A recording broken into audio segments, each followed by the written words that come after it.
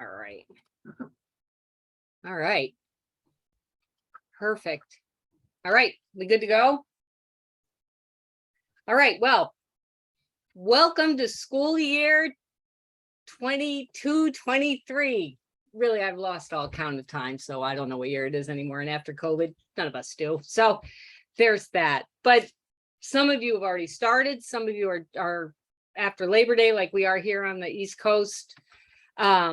But I hope you have a great year. I really do. It's been so challenging with COVID, and I was just amazed thinking about how teachers were going to roll this out, education with deaf kids during COVID. And it kept me up at nights thinking, I don't know how to help this in other ways. You know, I did some free parent workshops. I did some different things, but I mostly was just thought a lot about you guys on the front line who are trying to deliver services this way. And I'm so thankful for those of you that are still here, that are still on the front lines, that are still up and at 'em. It's a great job. It's exhausting, but it's a great job. And it's just a wonderful, wonderful, I think, part of the educational system. There's a lot of not great parts of it for sure. But we are fortunate to be able to work in it, I think.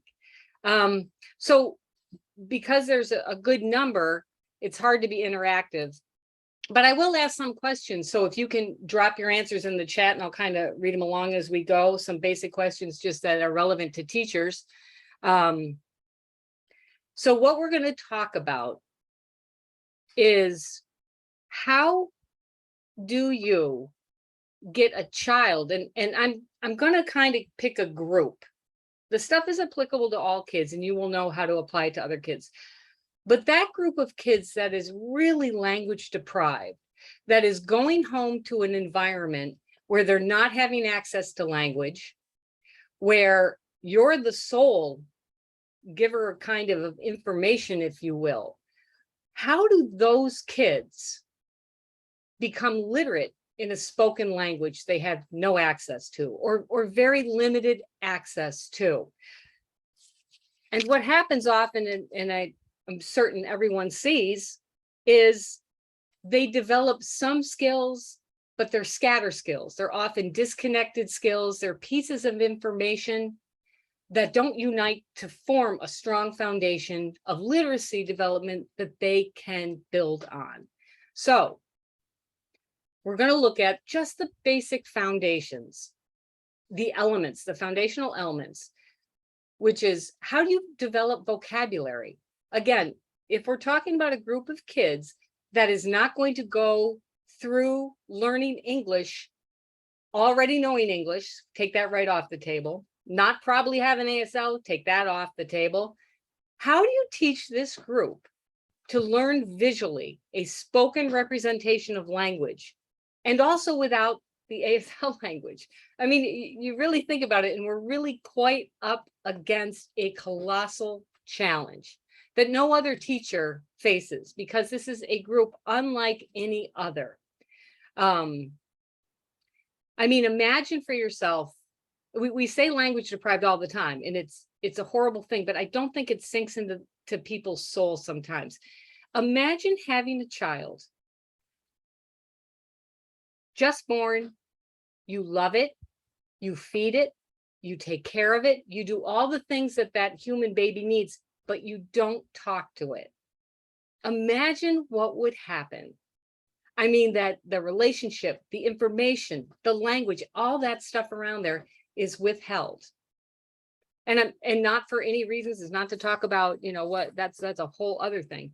But the devastating effects of that deprivation then falls on you as the teacher, because now you have to try to make up for that birth to 3 or 4 or 5, plus teach all the academic stuff, plus do all social emotional kinds of stuff, plus, and then, you know, so trying to just keep it back to, we can only do so much in a given day. And we want to make sure that what we're doing, the choices we make, especially for these guys, for this group of kids, not saying the others aren't important, of course they are, but you have stuff for them, that they are making gains, and you can see progress and you can document progress. That's the key. I started teaching, this is my 40th year now, which is amazing to me because it feels like I just started sometimes. And not much has changed, which is for this group. You know, the implant stuff has gotten better. Certainly that those kids that are going that route, a lot has gotten better for that. But for this group of kids, not much has changed. The approach in the educational system is still largely the same. If they get into the gen ed, if you're an itinerant teacher, the caseload kids are expected to follow the gen ed, despite everybody else saying this makes no sense. It doesn't work this way for them. They don't have the foundation for general ed. You can say all the things you want, but especially for the English literacy pieces, it's going to fall apart. So we are going to talk about 3 basic parts of this foundation. How do you build vocabulary without English phonology, without hearing and sounding out stuff? How do you develop reading? How do you teach kids how to read if they can't look at sentences and sound out words that then link up to their auditory memory and help them understand what they're reading? How do you do that? And then finally, the writing. How do you teach a young child to love to write if every time they want to write something they're thinking about, they have to raise their hand to ask you to spell it? Because that's going to fall apart very quickly. And by the time they get to middle school, they're going to hate it, writing. So those are the 3 basic things we're going to talk about. And I'm going to try to leave a little bit flexible within the 2 days, so I don't have to rush through stuff, and also leave some time for some questions and comments. And then tomorrow, when we're all done, we're taking a half-hour break, and then we're just going to do an hour overview of our bilingual grammar curriculum that my colleague Todd Zubik and I wrote. So let's take a look. Let's start again, and just keep on keeping in mind, we're talking about primarily this group of kids, and you can add whoever else you want. Often I've worked with a lot of hard of hearing kids who have good artic, but when you ask them to read something, they can absolutely read it, but you ask them what it means, they're, I don't know, they give you that blank stare like, I have no idea, but you just said each word, no idea. And the writing even more challenging. So those kids are great examples, I think, of kids who learn scatter skills, pieces, but miss a ton of that connecting stuff that glues everything together to make a whole. All right, so we're going to start off with vocabulary. And all of these PowerPoints should be in that shared drive. Oh, and before I do, because I'll forget, I meant to say this first. Big shout out to this state agency in Wisconsin. I worked with them several years ago. For the first time, did a couple of trainings up there, and have since done stuff with them. But they opened this one up to anybody that wanted to join for free, and could also have the recording. So I really appreciate them doing that, because they certainly didn't have to do that, especially in times when people are looking for things that will be helpful and not just trying to adapt things all the time that utterly don't work great. So if you're not from Wisconsin, could you just type into the chat where you're from? I see a couple people are, because that really is appreciated to them for opening that up. Arizona, South Carolina, Missouri. I can't read it that fast. Yeah, I can't read it that fast. You guys are awesome. Okay. Diane, I see you. Awesome. So, I mean, you got, and one of my teachers friends that I know from Australia wanted to, Larson, I don't know if you're in there. I'm looking, but I don't see you yet. Also, and it's like 2 o'clock in the morning or something for her. But yeah, so from all over. Hi, Donna, I see you. Heidi, you're in there. Phoenix, Arizona, Tennessee. Awesome. So Wisconsin, we really thank you guys for doing this and making this open and available to everybody. And California. Oh, it's early for you. Whoa, 7. No, 7, not bad, Alexandra. All right. So let's talk about vocabulary.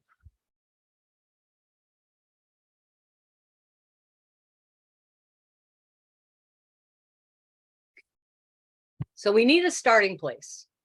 We need some place to get started with these guys that come in. And again, the first step is going to be building and developing language first. So we know that. That's obviously the precursor to starting work in English. They've got to have a language first to converse in. So you're, of course, going to develop basic language skills first in ASL, if those are the ASL kids. Spoken English, if those kids, especially hard of hearing kids or the other kids that are using that, you got to have that language first, because literacy is what they call a second order. It comes after the first order of language. So here's a couple of questions. We'll do one at a time though. So the first question for all of you, and drop it in the chat because it will be similar for everybody. Thinking about vocabulary instruction. When you're teaching your kids vocabulary, whatever the words are, what challenges do you have with your kids learning this new vocabulary you're teaching? Just throw them in the chat.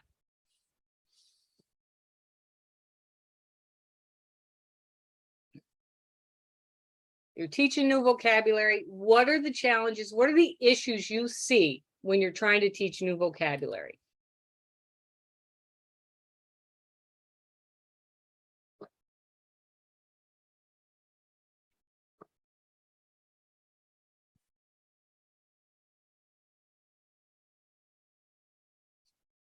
No schema. They forget them quickly. The retention, background knowledge, you guys are hitting absolutely every single one. Recall, inadequate language models, too many words, meanings get lost, retention. Sometimes knowing the vocabulary, but not how to use that vocabulary. Carryover, yep. Finding visual representation for abstracts words, absolutely. Inconsistent English spelling, context, multiple meanings. You guys are hitting them all. I hope you can see this chat too while I'm looking at it also. Requiring knowledge they don't have, not enough language, multiple meaning words, more signs, different ways of signing using with an English word, no foundation of any language. Yep. All right, you guys, I mean, literally hit all of the big ones. So, and that you can see it's the same for everybody everywhere. This trying to teach kids that are language deprived,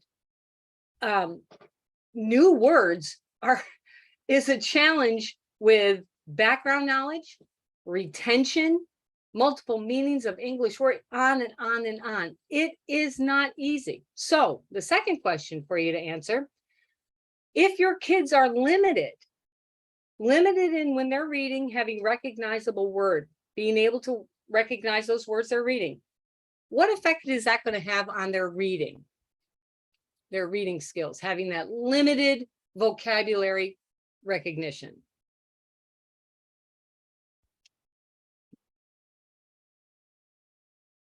No motivation, no comprehension. It's going to be difficult. Frustration, give up, overwhelming, frustrated, comprehension difficulties. I see frustration over and over and over in these comments, and no comprehension. Self-esteem, lack of scaffolding, so many levels below grade levels. They don't like to read. Yep. Behavior issues due to frustration. Absolutely. So you guys hit it all. So we know that if we can't get enough words into them, that when we're going to try to teach reading, this is just going to be more frustration for them and more feeling of, I can't do this myself in them. And that's what we've got to address, because I've noticed as a person going through the education system myself, becoming a teacher of the deaf, and then training at a program at Boston University, the Masters in Deaf Ed I taught at. I still teach part-time. So I know a lot of programs across the country for teacher training programs. The one thing we consistently lack in all of our programs, our own included, is we don't have enough time to get everything that the teacher of the deaf needs. There is no graduate program that can give you everything you need to be up and ready to go. So I think our schools need a much better way to, and I've seen some schools do it, have a first-year mentor teacher, a really strong teacher with that new teacher to help them. Here's how we do this at our school. Here's, show them more of the ropes, because you cannot get to it all in graduate school. But the one area that's talked about the least amount, I think, is what do you do for if kids aren't going to learn English through sound and, oral speaking and listening? What are you going to do? There's no answers for that. There certainly wasn't when I went to school, and there still isn't. It's kind of like, well, off you go, good luck to you, and adapt what you need to adapt. Adapt. You can't adapt materials that are predicated on hearing children, designed for hearing children who out of the womb heard things, heard language for 5 years, got to school, and keep continuing on with that. That's what the mass marketed curriculums are made for. That's the audience. Nothing wrong with that. What's wrong is when we take those materials, shove them at the teacher of the deaf and say, here, adapt these. You can't adapt something that the child does not have the biological skills to get at, does not have the foundation in language to start with. That's unreasonable. But it seems like, people who really aren't too sure feel like, well, if you just add sign language, you'll get there. It's a little more challenging than that. So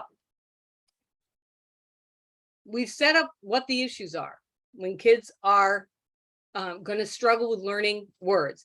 Learning words is hard. It's not hard for them. It's hard for all of us as humans.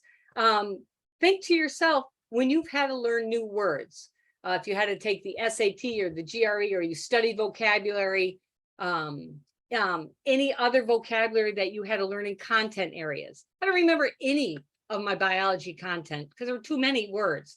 But I can look them up if I need to know what, mitochondria means again. But this is going to be, these principles we're going to talk about next is for all of us, is for humans, all humans. So one thing I did when I was a teacher was get frustrated very quickly, because I was okay with the spoken language kids. They could hear my voice. I signed in English because that's what I was taught I was supposed to do. But the 75% of my deaf kids, who mostly were language deprived, I really struggled with, because I had the vocabulary. I did not have ASL. I did not have the language. So I was very frustrated. So everything that came out of Bedrock was from sheer frustration and wanting answers. It's not, well, you should do that. These are all the mistakes I made, all the failures that I had that then made me say, I want a real answer. I don't want that placating kind of, well, adapt, or you should try harder, or what other stupid answers people give when you're searching for real answers. So I went back to school after teaching, and I wanted a degree in developmental literacy. I wanted to know, how do human beings, what does the brain do? Not deaf, not hearing, humans. What does it do when it's trying to learn a language, when it's then trying to become literate? What does the brain do? Because I felt like if I could understand, I was not interested in the, what we called manual oral back and forth in the day, which goes on, will go on forever. I wanted to know, how do kids who aren't going through speech, through talking in English, how do they learn? How will they get at this? So I had to know the principles. And these are things that are not taught in training programs, which is why I wrote this Bedrock, not a real curriculum. I simply put the word in because a teacher friend of mine said, please don't, I was going to use the word guide. She said, please put the word curriculum or the school won't buy it and I won't be able to use it. I said, I will put whatever word you want in there as long as you'll use it. So this is what I found out. I went back to school and I studied, what does the brain do? And that's what we're going to keep talking about. This is based on principles. This isn't, well, I feel that, you should, no, don't, I'm not going to waste your time. They're not guinea pigs. This isn't summer camp. And you did not sign up to simply spin your wheels. You're in here because you have a different caliber of thinking and wanting to do this kind of instruction. So we need real answers. So for vocabulary, this is what I found out. And then I applied it to the group I wanted to, this more language deprived group, or pure ASL group, not intact ASL group. So visual learning skills, how do you learn vocabulary? So these are the things we have to know. We have to know retention was a big one. Kids forget, they just keep forgetting these words that we've taught. What does the brain do? What happens in the brain that they learn it, they know it, they've got it, and then over time, it's gone? What happened? Then how do you pick words? Because the way the brain works is going to, once you know this too, and if you don't want to know, don't watch, because once you know, you cannot go back to unknowing this fact about the brain. But once you know this fact we're going to go over, it will impact which words you choose to do vocabulary instruction forever. Third thing is, how do you teach them to spell? Because spelling is a nightmare for deaf kids if they aren't able to sound out words, because they're literally trying to remember a random sequence of letters. For hearing people, it's hard for us to wrap our head around that, because when we look at a word, we'll immediately, if we don't recognize it, sound it out. But for them, it's a bunch of letters in a line, and that's a word. So what do we do for that? And then finally, prove it. Prove it. How can you prove that all the words that you have taught have moved to long-term memory? And if you can't prove it, then they're not learning them, or they may be learning them, but you have no proof. You only have hope. And that's not an instructional strategy. We need to prove that they're in there. So these are the 4 basic areas we're going to look at and how it impacts vocabulary instruction. I'll give you a second to read this.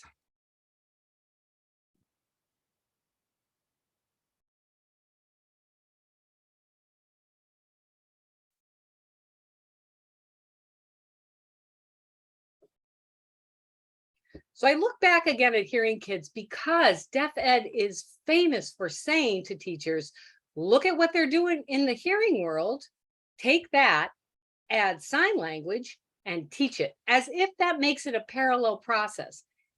It doesn't. For some things it might, telling a story or something, fine. But for many things, that is not how it works. So, for example, for English, reading, writing, those classes for young elementary kids, they are not learning lots of new words. They have the Dolch list, which will help them with words that are crazy in English. Like, imagine if you're a hearing kid and you want to spell, you want to do the sentence, we are happy. Every hearing kid is most likely going to put down W-E, maybe, R, the letter R, because you don't hear the A, you don't hear the E, all you hear is the R. And developmentally, that's very appropriate. So kids will write that, and then they get better. Then they go to kindergarten or preschool, teacher uses the Dolch list. The Dolch list will have the words like that, are, is, of, the, other words that are hard for hearing kids, but great for them to work on as sight words. We take this in deaf ed and we say, well, the hearing kids are doing it, we ought to do this, but it becomes a train wreck for our kids, because the word A-R-E means jack to deaf kids. It's simply an English functional word. Hearing kids don't know what it means, but they can use it because they've heard it a gazillion times by the times they get to school. But those hearing kids we know are working on the phonology of English, because they're going to need it. That's what they're going to use for a lifetime. And it's great to work on, but it takes up huge amounts of time because it's not easy. There are too many sounds, 44 sounds, and too few letters, only 26 letters. So trying to mush those together comes up with confusion for hearing kids. So they work and they work and they work. And all of the support or all of the materials designed in on the Common Core, on everything else, is designed to get that skill strong, intact, and workable. That makes sense. Not for these guys. For us, we need something else to work on that's as viable. So I totally stole this off the internet from someone's Facebook page or something because I thought it was hilarious, because it's so true for hearing kids.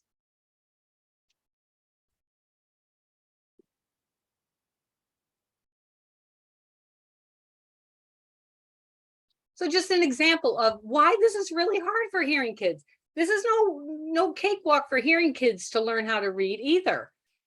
It's easier because you're moving from, the first step to the second and on, but it's still not easy. So teachers are going to take a huge amount of time and all of those materials to get those kids there. So, this list, if you had a hearing kid and a deaf kid of appropriate age trying to learn this list, my money's on the deaf kid. They're going to learn it faster because they're going to look at sight and only have to remember that chunk, O-U-G-H, and then the first letters. They're going to learn it way faster than the hearing kid who's going to be trying to sound out, because these don't sound out the way they should. Each one has a different pronunciation, even though they're spelled the same. And pony and baloney, it should be, but yeah, baloney. Who came up with that spelling? So the point is, it's not easy. The materials in the mainstream for hearing kids have to do a ton of work at specific levels to get them where they need to be. Why this is important to us is because again and again, we're expected to take those materials that are going to spend years developing this hierarchy of skills that'll give hearing kids a lifetime of access to literate material and try to tweak that for our visual learners. You cannot tweak the system that's based on sound. That doesn't make any logical sense. So we need something different. I'm just going to move this over so you can read this.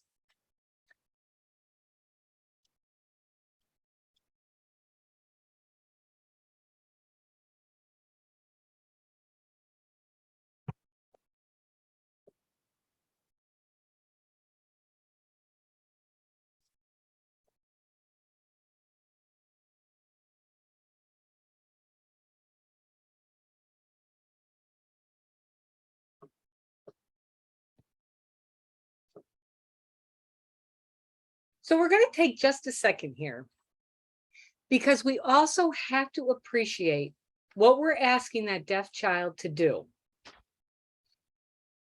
as they're learning English literacy skills, because it seems like it should be quicker. But when we really take it apart and task analyze what we're actually asking them to do, it's a lot more involved in learning new words. So we're going to look at a deaf and a hearing child. For our purposes, let's suppose it's a language deprived kid, no access at home, it's only at school. Let's say we just want this child to learn the word hat, H-A-T, hat. That's what we're working on. So here's the hearing child's progress through this. They already have the language. They're coming to school with the language intact. Never have a good place to put this, sorry. The hearing child's going to hear the word hat many, however many times. I can't even put a number on it. In context. Mom's not going to hold the baby and say, hat, hat, hat, hat, hat, and point around at hats. Not going to do that. The kid is going to get that word in context, natural language acquisition all the time. And in lots of different ways. After a while, the brain says, I keep hearing this word, so it must be important. And the brain is great. The brain only will hold on to stuff that says, They keep coming to this item, whatever it is, I better put it in long-term memory. And that's what it does.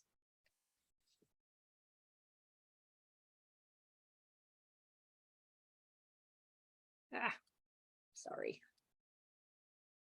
Then they get to school and they start to learn this little CVC pattern that they usually start with because it's the easy one to sound out.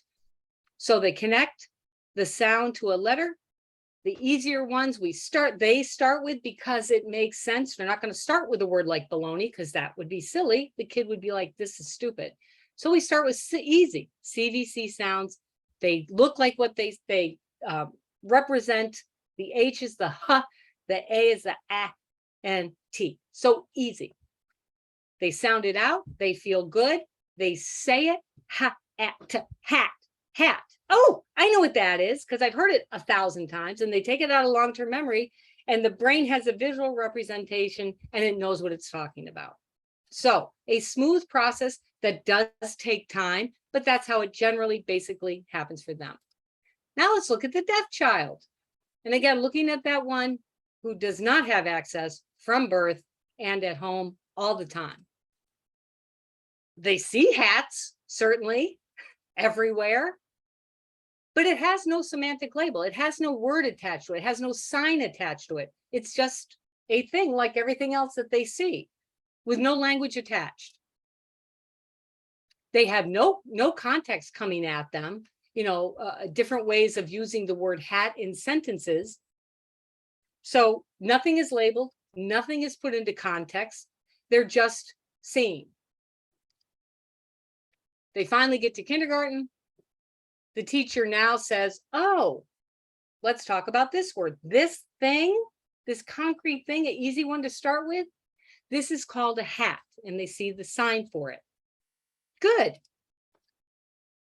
The brain, over time, if they keep seeing it, will finally store it and put it in long-term memory. Then they learn to read and write the word, but they're not going to go through sound. They're going to learn by memorizing that sequence of 3 letters that has nothing else to it but memorizing the sequence, that means that thing that I can picture that you put on your head. Then they have to learn to spell it. And again, we'll get into this more, but spelling is absolutely a random bunch of letters. Like you put a bunch in a cup, shook it, spilled it out, and picked out letters randomly and said, that means hat, because it has no sound. It has no syllabication. It has nothing attached to it. It's just a bunch of letters. They're going to need many, many experiences with this word, hat, in context, in sentences that they can read and have access to, until it finally becomes stored in long-term memory as a word. So when you let that sink in and think about how much more we're asking the deaf child to do, it helps us appreciate the amount of time, and that's our biggest enemy. Number one enemy for teachers is time. We don't have enough time. But there's no sort of fast, magic bean way of getting by this. They need time for it to finally move in the brain. That's how the brain works. There's no getting around it. So consider another word. Hat, is going to take a while, but it's not hard because it's concrete. The kids can see it. They can quickly envision it, what it means.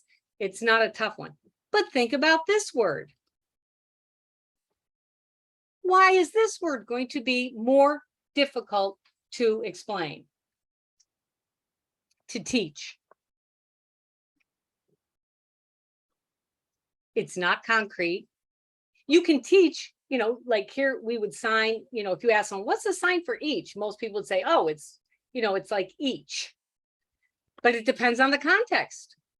My boss at BU, when I worked there full-time, Bob Hoffmeister, used to always say, he said, there's no such thing as what's the sign for. You have to wait till you have the context. And I thought, that's a really good comment, because it's true. So you can learn an entry level to help learn the spelling and here's the word, But then you have to get at the deeper meaning of these abstract words in reading. So let's say the kid simply learns, each, it means each. So what are they going to do when they came to this first sentence? I gave each child a cookie. They're going to try to sign in English order and say, I give each child cookie. And then they're going to be confused.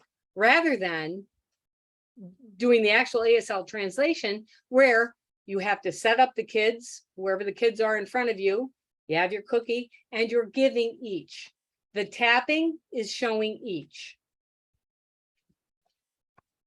Same thing, the check comes to $80, so that's 20 each. We would not sign each in there. And the last one, it's 500 miles each way. Each way, you have to show back and forth, 500 this way, 500 this way, whatever. But this is hard because think about the word each. How often does that show up? Like every day. I mean, this is a very high frequent word that they need to know. So what do we know? We need to understand then, how does the brain get those words over to long-term memory? We can see that the process is going to take some time and there's no rushing it. But our goal is getting those words to long-term memory, because once they're there, they're there. So this is the traditional approach. This is how I certainly did it. This is how most people are taught to do basic vocabulary instruction. Give you a second to look at that.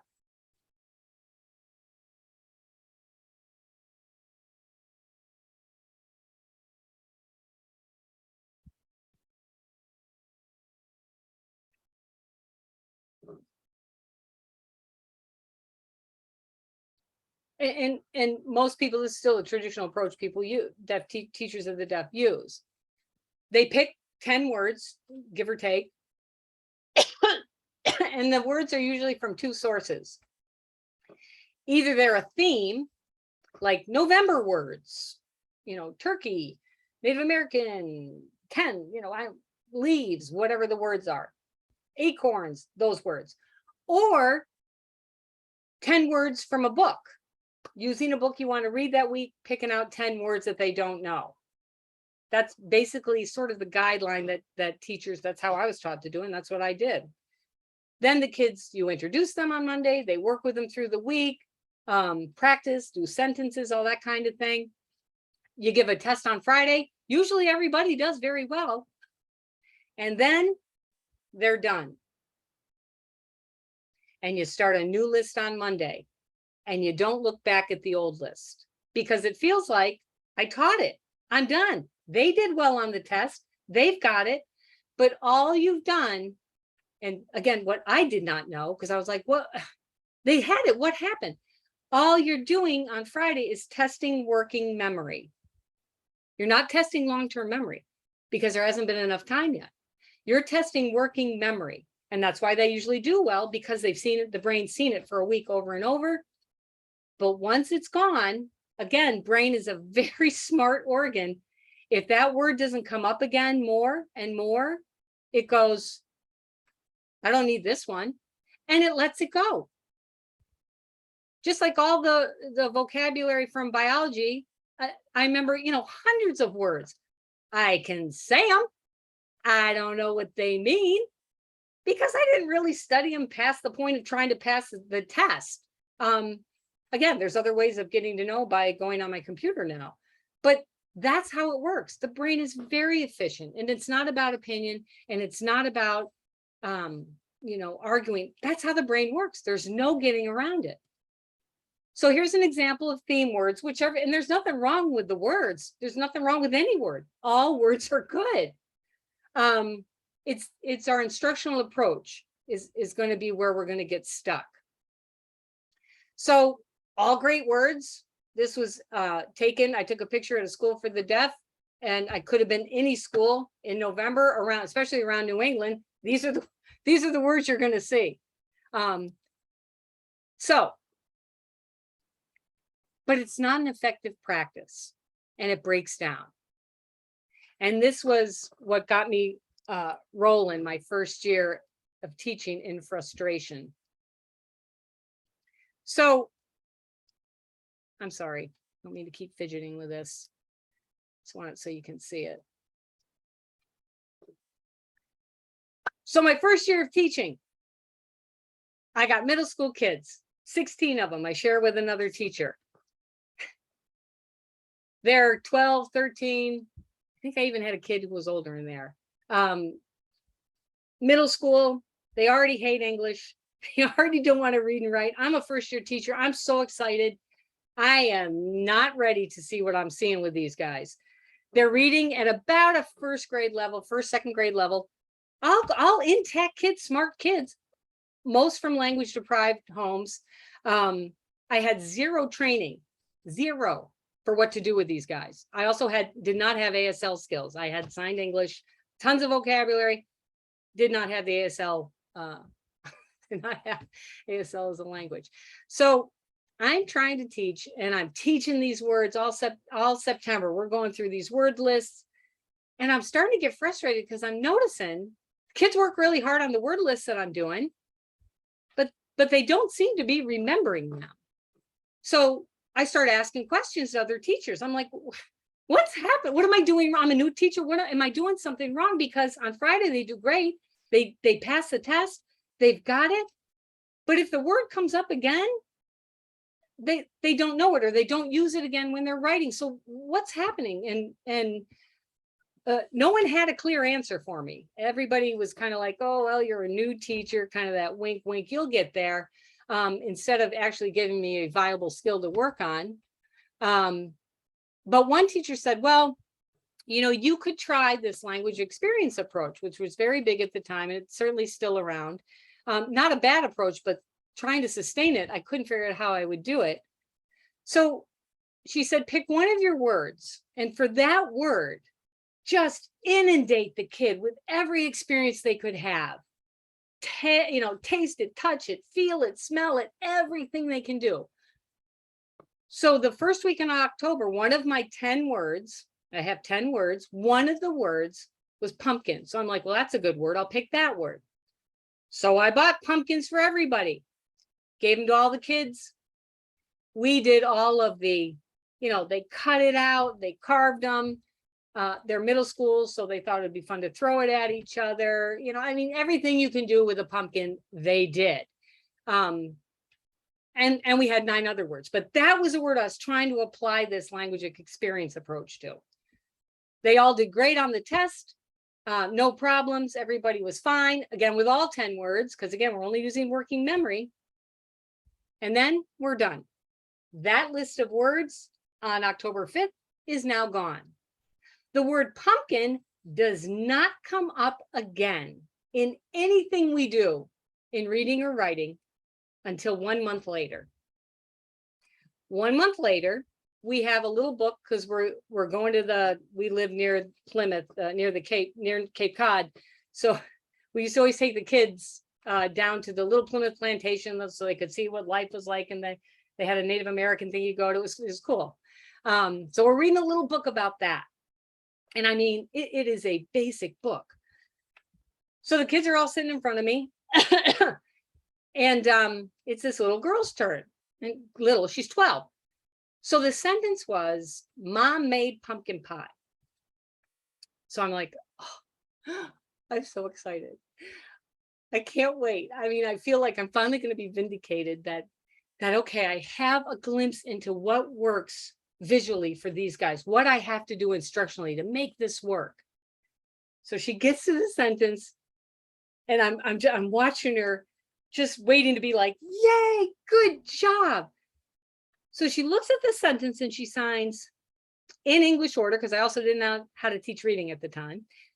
Mom made, and then she pauses. And I'm thinking, well, she set me up for the big yes. She looks at the word, she looks up at me, she looks down at the word, and then she gives me one of these. I never saw the word. Time literally stopped for me for a second, because everything came crashing to a point where everything I had trained for, I had a degree in elementary ed, which I didn't want. I wanted to teach deaf kids, but I had to get that first, then to go to get my master's. But I'm so glad I did, because that gave me the things I needed to be a teacher. All the years of taking signed English classes, all the money I'd invested, all the training I had come to this one moment looking at her. And I said, read it again. Look at that word again. And literally willing her. So she looks at it and she looks again at me. And then she does what every deaf kid does because they have survival skills. They look at each other because someone under the table is going to give the sign to the kid.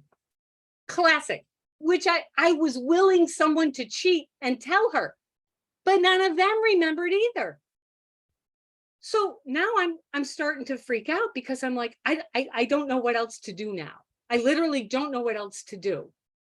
So I said, honey, look again. Look at the word. You know this word. Look at the word. I said, well, hold that word. Look at the next word. What does the next word say? And I'm sort of getting maniacal with my eyes. So they're all getting kind of like, what is going on with this woman? So she says, she looks at it, she's like, pie. I said, yes. Now, read it again. She goes back, signs, mom, maid, looks up at me nervously, looks at the other kids, and signs purple. I lost it. Not my best teaching moment. I'm like, mom made purple pie. What does that even mean? Tell me, what's a...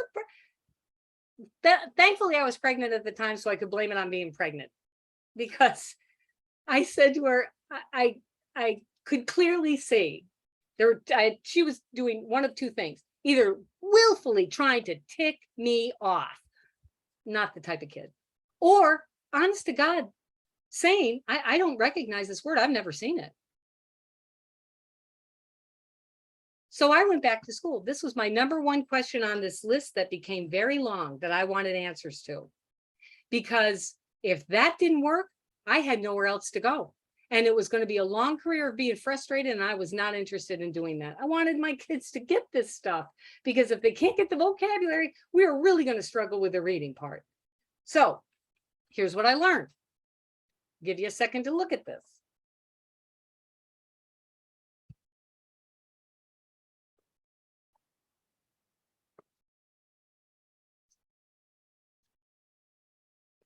So this is the part, if you don't want to know, look away, because once you know, there's no going back. This isn't about spoken oral, I can't even think of what the words are called now, of doing things through ASL or doing things through spoken English.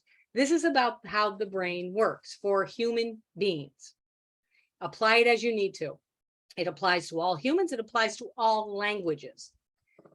If you are trying to learn a new language and you're a human being, the way to get that item, and this works with math or whatever else you're trying to learn, but we're talking vocabulary.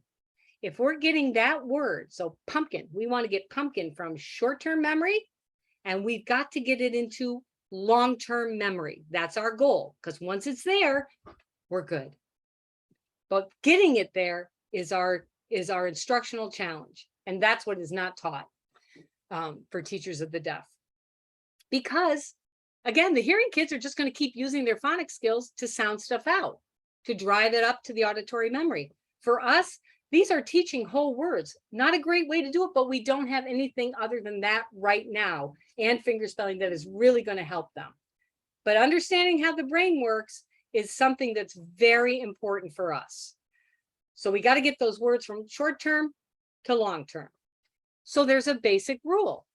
And the basic rule, and I'm summarizing it, depends on what research you read, and this applies to everybody, not just deaf kids, all humans. If you want to learn a word in a language, whatever the language is, or sign language, whatever it is, you have to encounter that word 25 to 75 times in context, in a sentence, over time, until it finally moves to long-term memory. So the over time is going to be key for us. It's hard to hear, but it's the way the brain works. This is going to be even worse when kids are trying to learn long lists of content words in their, math, science, social studies. Those are going to be gone because they just aren't going to see them again. Same thing for us. We don't remember most of them. So to prove the point, move everybody over. So how does this work? If I asked you to give me a definition for this word, let's say M-I-L-K, I don't know what this word means. Every single person at this training could say, oh, here's what it means. Not the sign, not how to say it, but here's the definition. If you can take a definition for a word, you've got it. It's in your long-term memory. Nobody would have a problem with that. What about this word? This word should be easier. It's only 3 letters. But 90 to 95% of the people in this, and this has been consistent everywhere I do this, will tell me, I don't know that word. I don't know what that word is. And I guarantee you have all seen it, heard it, read it at least once before. I guarantee it. If you've made it this far in your life, and you have. But just like that kid who worked on pumpkin, but then the brain was like, not seeing this anymore, and dropping it out, it doesn't register with you anymore because it's not long-term memory. The brain is going to take this as a new word again because it hasn't held on to it. And that's just the way it works. It is a real word. And you can look it up for the definition, but it's not about how many letters are in a word. It's completely about how many times have you had access and context working with this word over time to get it into long-term memory. That's how it's going to be learned. Same thing with ASL or any other signed language. If you ask most people who are starting off with a, first semester signed ASL class, at the end of it, and you ask them, what does this sign mean? Show it one more time. Most beginning, if not 99%, people learning ASL will be able to say, oh, that's an animal. It's small. It has a tail, usually drinks milk, chases mice, You could define it without a problem. It's in there. It's concrete. It's easy to remember. How about this one? What does this sign mean?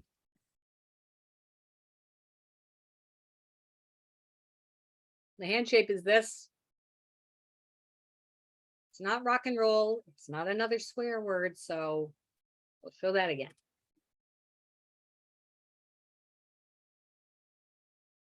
Most people are not going to, non-native speakers are not going to know this sign.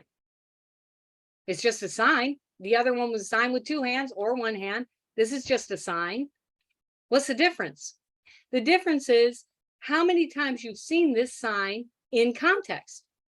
And you may not have seen it, or you may have seen it, but your brain is not registering it, and it's not seeing it over time, so it doesn't move it to long-term memory. This sign means like immediately, like, I always text my sister. She never texts me back. Usually days later, she'll text me something. But last night, I sent her a text and boom, I got one back. One of the ideas. So, but that's all it is. It takes exposure of the and the word in a sentence and time. If you don't have those 2 things for the word, it does not get housed in long-term memory and it's gone. This was a very hard thing for me to accept. But accept it, I did, because if I didn't, all I was going to do was waste my time, their time, and ultimately at the end of the year, be no further ahead in terms of word recognition than I was at the beginning, with the exception of a couple of words. So once we know that, and again, I can already anticipate the feeling of, oh, but I get it. I get it. Been there, done that. I know. We have to make choices as teachers that respectfully say to those people that don't know, thank you for your input, and then do it the right way for them. Because that's the only way it's going to work. You can take all the words you want from the mainstream and all the other stuff and look like you're teaching them. I did it. I remember taking word lists and putting them on the board. I teach them a sign for it, these big long words. But I couldn't stand the feeling of knowing I wasn't doing anything real. It made me sick, and I couldn't live with that. And pretending and just kind of going along, because that's not what it's not what we signed up for. So I get that this is not an easy thing to figure out. Well, how do I fit this in? And when will I do it? That I wish there was an easy answer. There's not. And that is something that especially itinerants have to figure out, how to fit this in, how to do this. But one good thing out of COVID, I think, the linking up, the use of technology, if you can link up with other like kids in different schools for one period of time, whatever, something, there's different ways to think about about going to getting these words to them. So we have to think, once we know this, again, there's no going back. You can say, well, yeah, but I'm supposed to do all these words that the school says. My answer to you is, I get it. I hear you, but go ahead and do them. At the end of the day, no, you have not done the job that the children need. You've done the job that the school tells you you're supposed to do, but we haven't done the job that the kids need, because the school doesn't understand what you're up against. And not because they're mean, they just don't get it. So now we have to think about, all right, since that's the way the brain works, which words do I pick? Because they're all good, but I do not have the luxury of time to teach all words, and they will not remember them because I need time and I need to keep going over it. So what I did with the Bedrock first year list, and then I adapted it, was to say, all right, if we're starting out and we want to teach, and again, it's developmental, it's not grade level, it's not age, it's starting out. So if you're 5 or 6, or you're even 14, a kid who's come from another country, hasn't had school, or has just no foundation, same basic idea. We want to start with concrete words because the concepts are easy to picture. They're shorter. Well, I try to pick shorter words. So here was my thinking. So let's say you had these 3 words.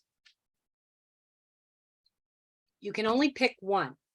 Which word is going to give you, the minute the kid, as you teach the word, think about their brain sort of like that Google, if you typed in the word into Google and clicked on images, which one of these words is going to give you pretty much the same image when you look at it?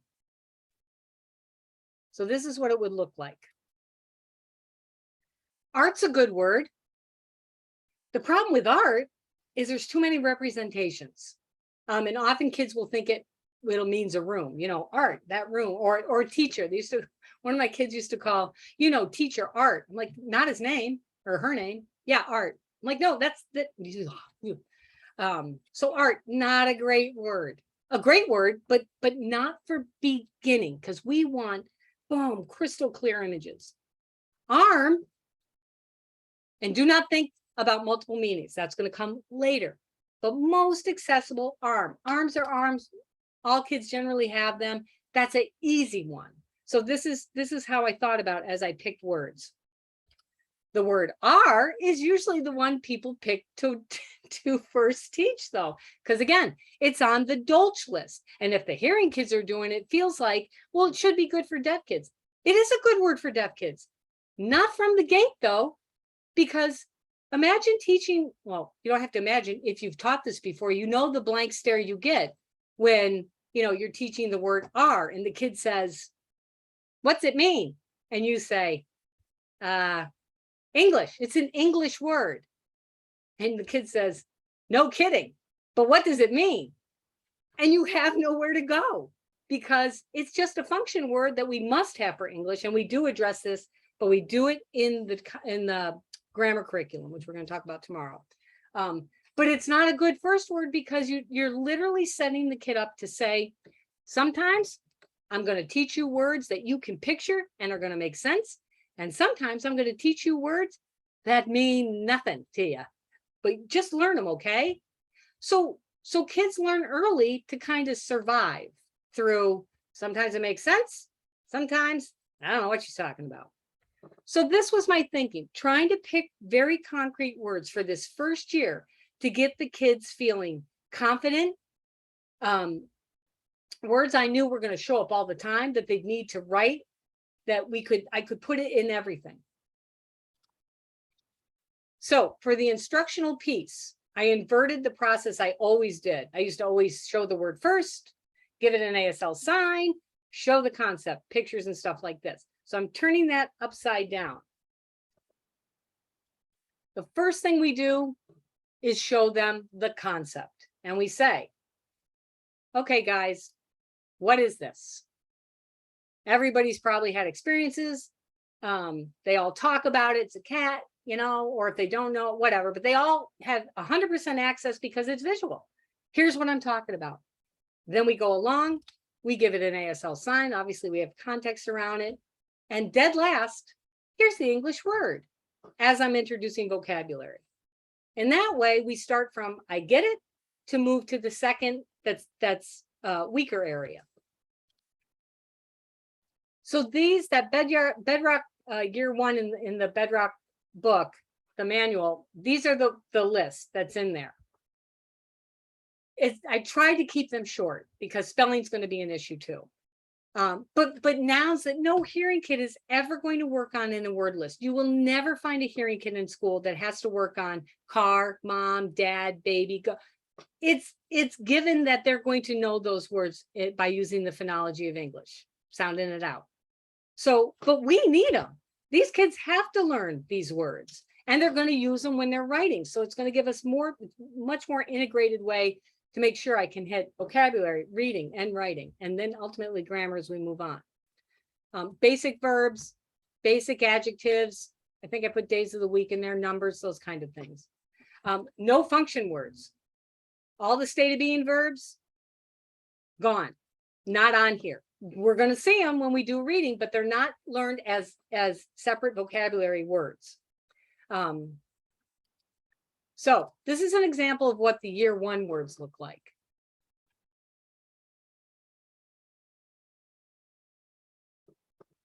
Again, not a list you would find out in with hearing kids because they don't need it. They're not going to need that. They need to work on the phonological combinations that get tricky. Then we have years 2, 3, 4, and 5. So 300 each year. And shout out to a school in the Bronx, St. Joe's, that had teachers there had developed. And what I shared with you was from the work that they did on taking the 5 years of words, 300 words, putting them on flashcards. Some of them have Spanish with the sign, with the word, with a picture. I plopped that all into that shared Google Drive for you guys because it's done. So much of our time is doing stuff again and again that people have done. The years 2, 3, 4, and 5 are based on the Fry list. So the high frequency words. They're boring. They're not exciting. But I picked them because we did a research project 20 years ago at a school for the deaf. And we pounded these words and the kids did better. So, because they kept showing up. So, but look at the difference. Basic words, but these are hard to teach because you need language.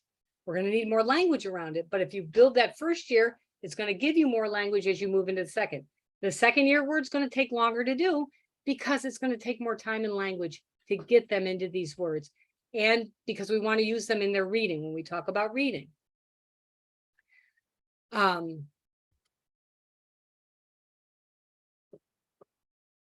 let's look now. So let's say you've picked your list, you've taught the word, so many good ideas on Pinterest for practicing, for introducing. But now they have to learn how to spell it. It feels like, well, that's not that big a deal. It's just letters you memorize. It's a huge deal when you think about it from the point of view of memory.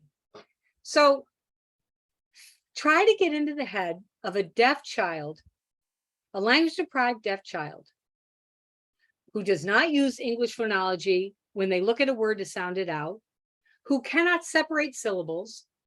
There's nothing there in that word to link to what they know. So they literally have to memorize a string of letters for a word. Again, words look like somebody took a can, put the letters in it, shook it, dumped it out, picked out whatever number you need and said, that means hat. Shook it again. That means sick. That means Wednesday. That's all it is a bunch of random letters. For the brain goes, you've got to be kidding me. You want me to just memorize a bunch of letters? That is not easy. So this is what it looks like for a deaf kid. Imagine it's a Monday, you're introducing a new list of words, and we'll even use short words. This is what it looks like to them.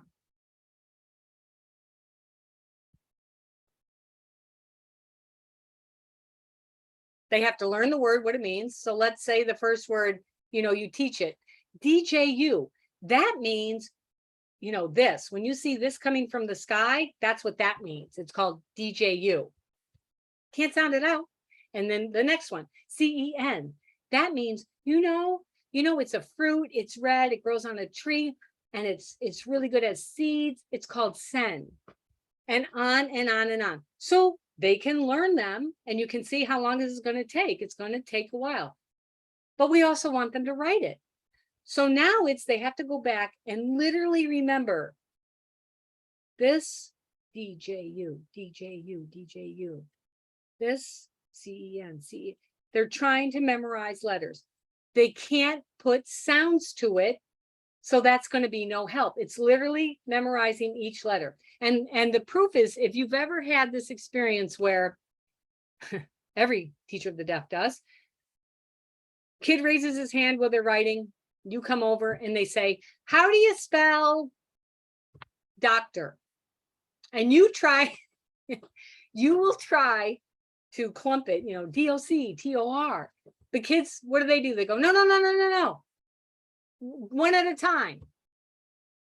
They want D, O, C, because that's how they're trying to memorize it. And that is a train wreck that won't work because the brain goes, I have nothing that's helping me here. Like the hearing kids do when they do syllabication. Doctor, doc, D, O, K, key. Usually they'll put down a K in the beginning. But they have something to get at it with. And that will get better and better as they get better at phonological skills. Deaf kids, they're literally trying to remember a sequence of letters. That is not going to be helpful for the brain. So imagine you're trying to teach this word. 9 letters. You write it up. Here's our word today, guys. We need to learn this word.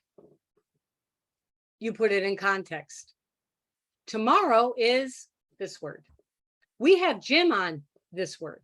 Now the kids can get it. They can guess, it must mean maybe it's a day of the week. We're not sure which one. Doesn't necessarily a T, but it's a day of the week. Trying to memorize the spelling of this word. Now they're going to see the word all the time, so they're going to have to know how to spell it.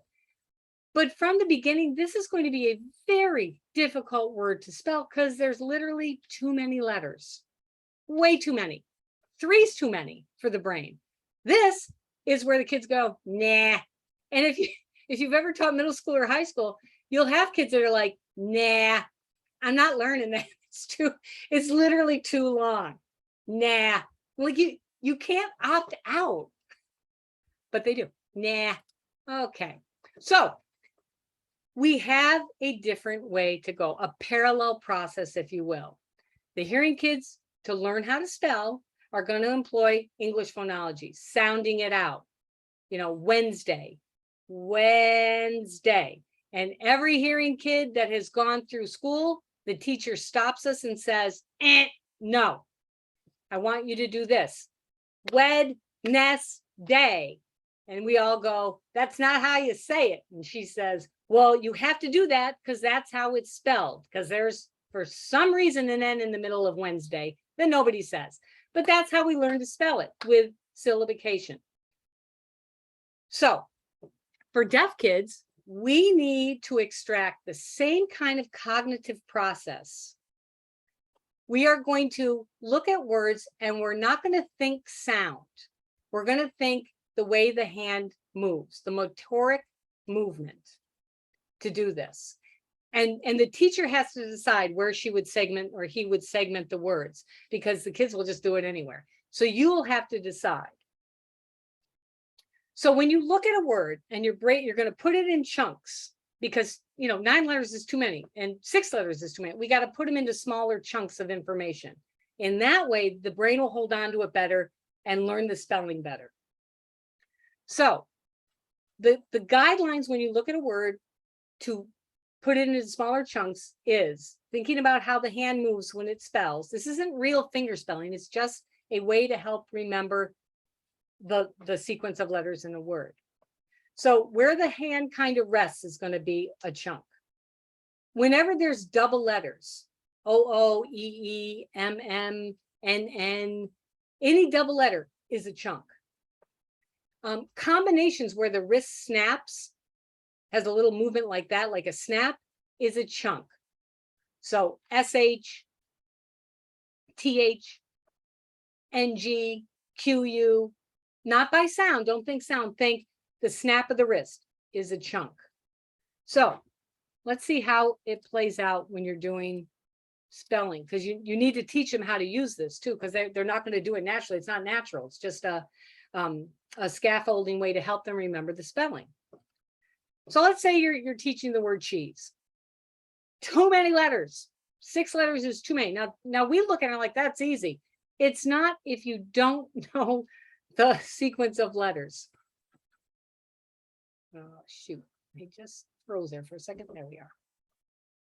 So we're going to chunk it instead.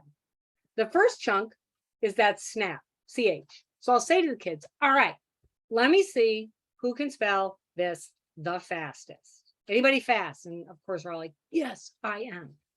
So I'm like, all right, who can do this chunk the fastest? CH, CH. And they all do it, blah, blah, blah, blah, blah, all over the place. CH, CH, CH, CH. Good.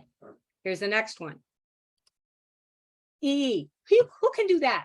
That second chunk, E, really super fast. And they all said, good. Go back to the first chunk. What's that one? Kids snap. CH, CH.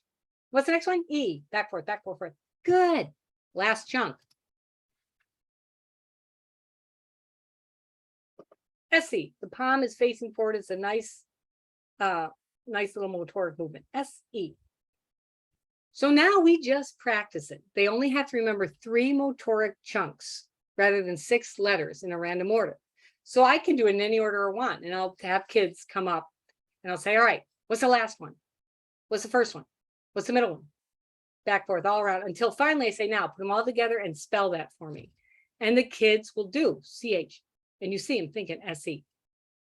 Again, it's not how we want them to finger spell, when they grow up and are having, at a cocktail party, and they're not going to ask for, can I have some wine and CHEESE? We wanted to finger spell the normal way. This is just to help them remember the sequence of spelling. That's all. And it works because it's based on a brain function of linking something mnemonic, something, a way to remember, motoric movement that the brain goes, that I can hold on to. The single letters in a row of 6 random makes no sense to me. This I can hold on to. Ugh, sorry, I don't know why this keeps freezing. I think everybody's home. It's a little rainy here. I think everybody's home on their computer. So the next one, algebra. Too many letters. No way you can remember all those. So we want to chunk this like every word. AL is a nice snap. GE, nice snap back.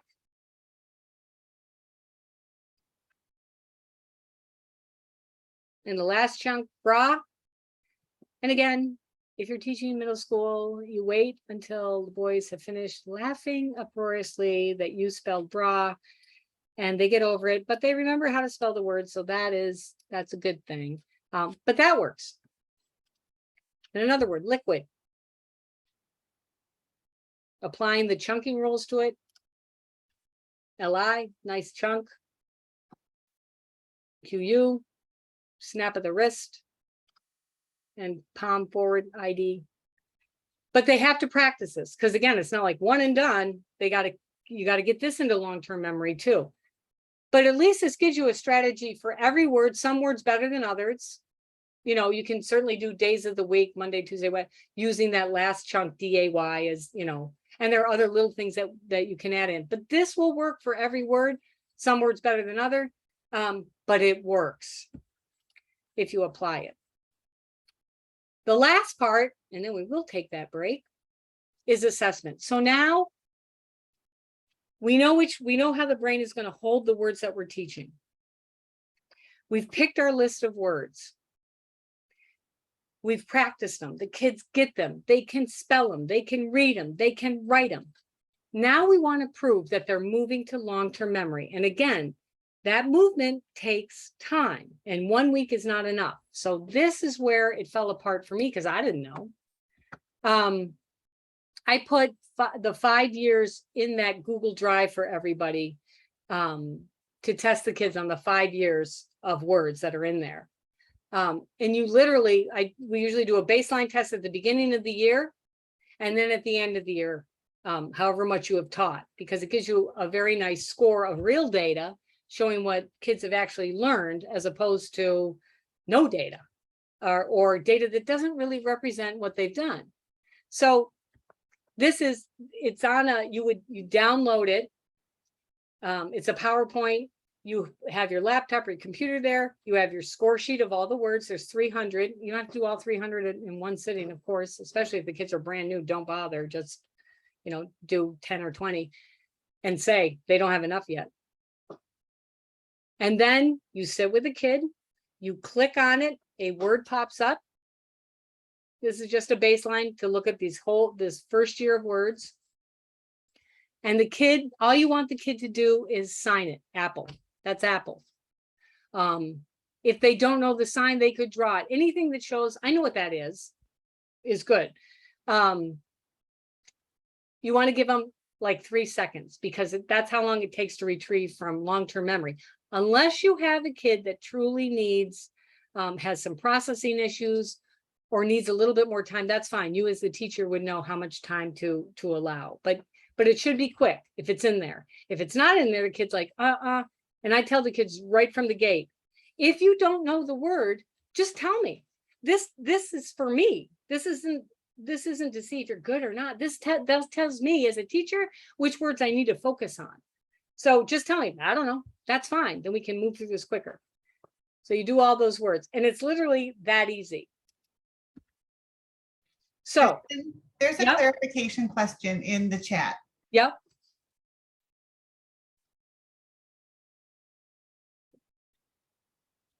Can you read it or find it for me?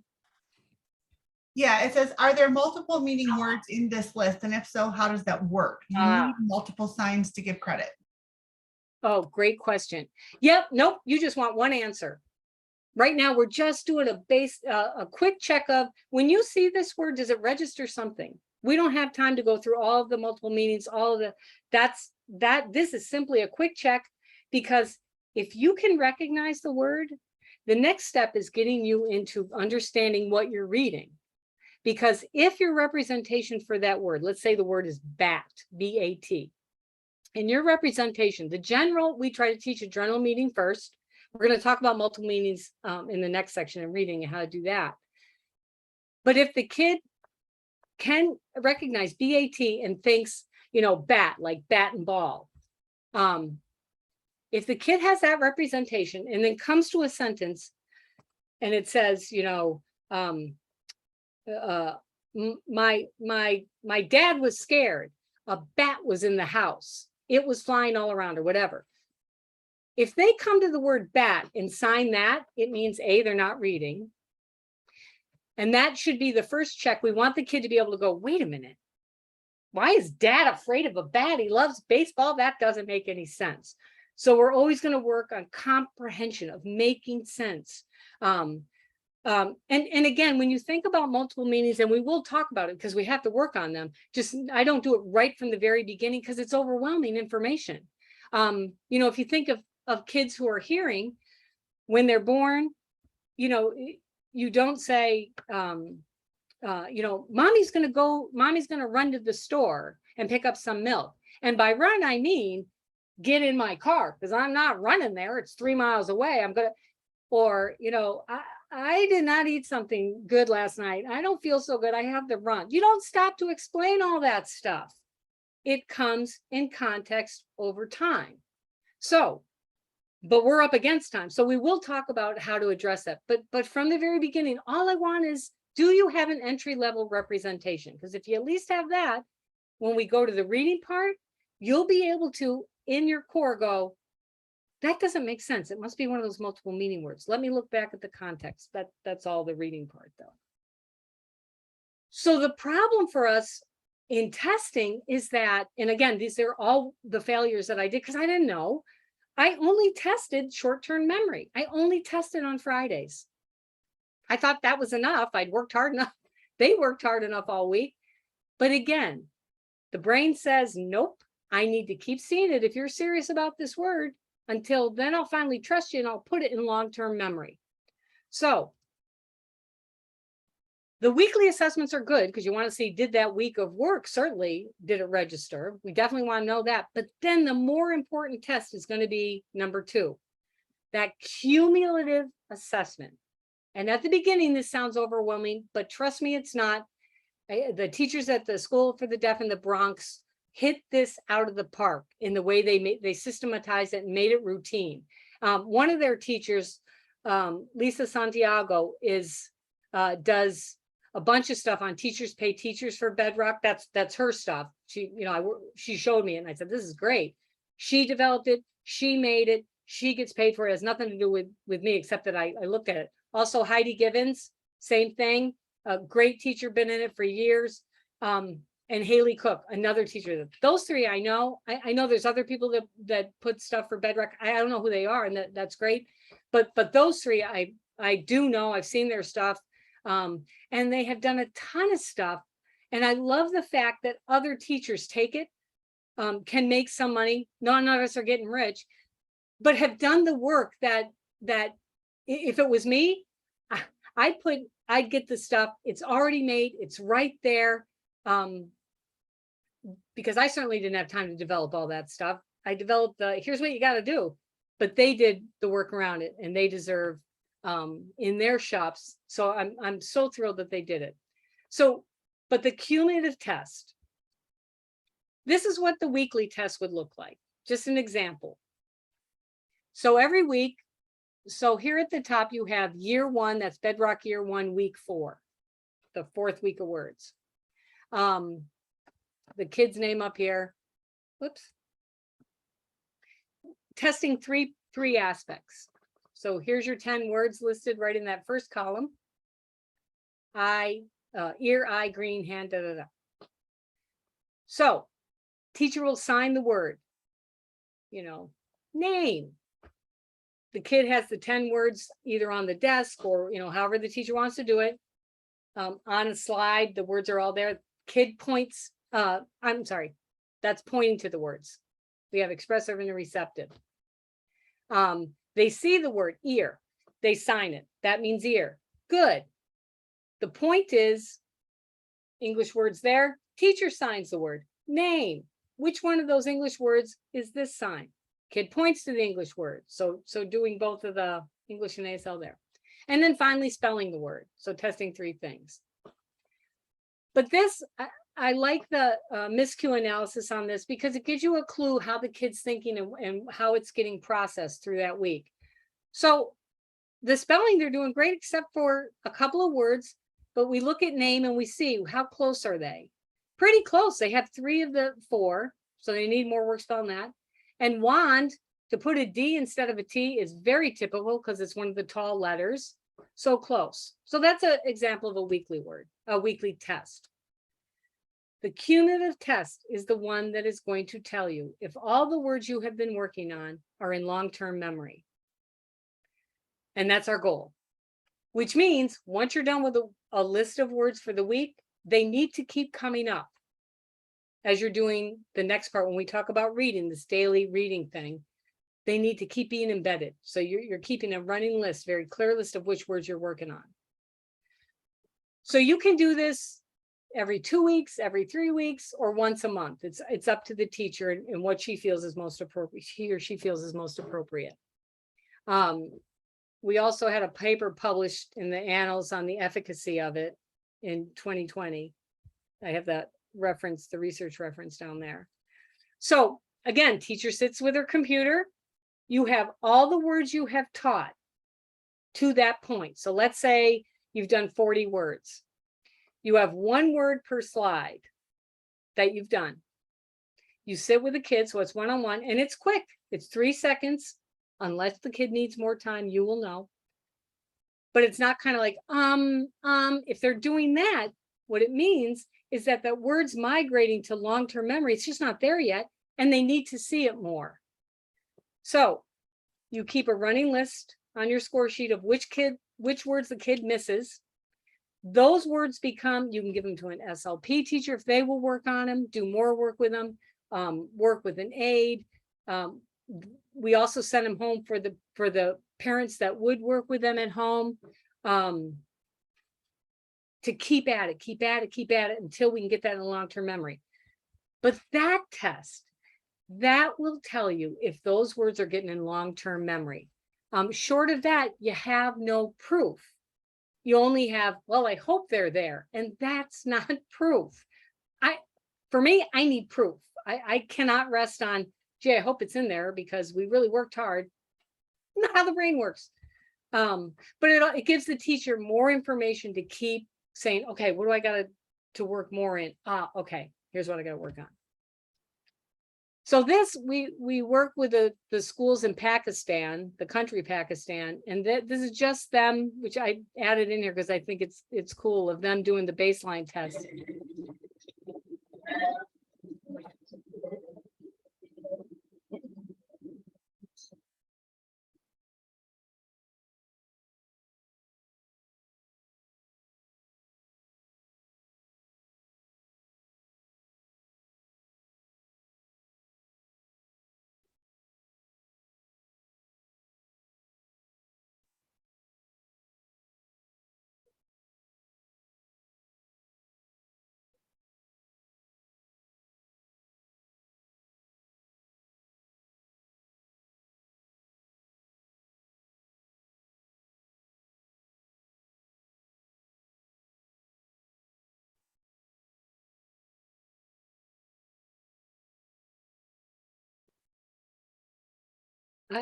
I love that because I like their sign for cat. It's like tiger, but I don't know what else they're saying because it's Pakistani sign language. They have to learn the English, Pakistani, and then also Urdu, and I can't remember what else they do. Amazing.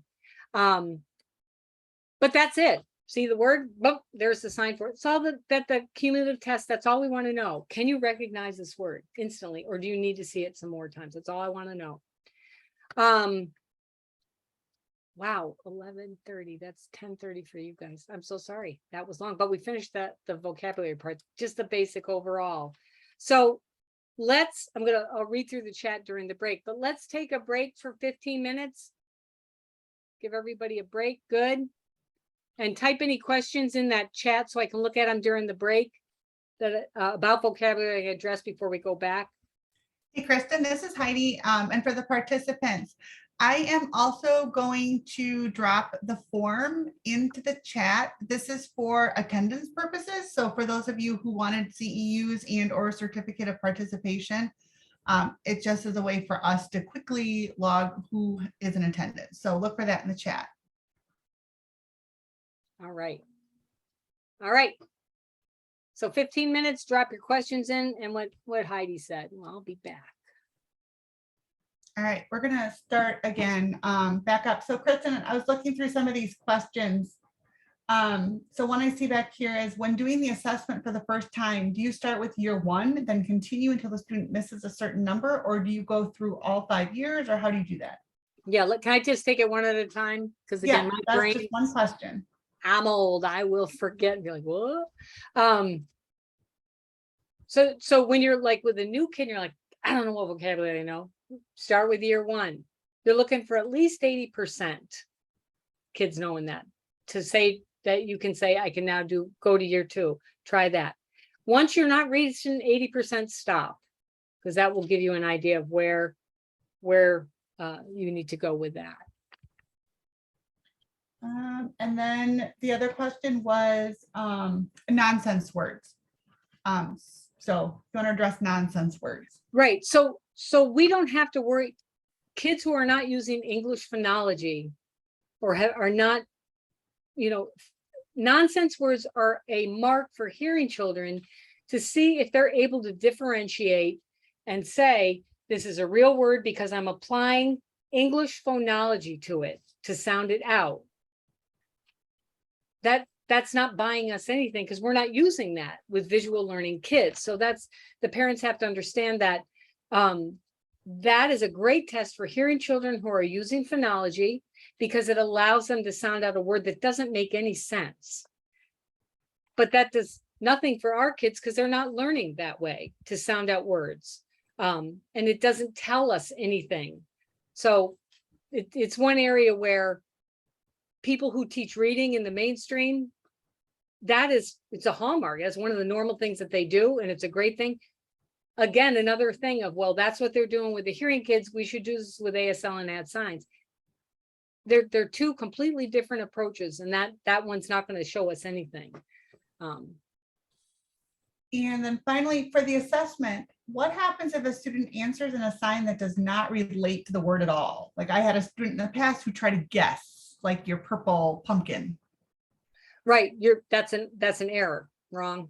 You put down kid took, and I would write, as you write that first baseline report, kid literally guessed by taking, and what did he do? He took that first letter, the P, and came up with a word, P word, that they knew. So that was their sort of way to attack. They think how to attack words. And that's important information, because we don't want them to think that. That's not how this works. It's literally, or I don't know what that is.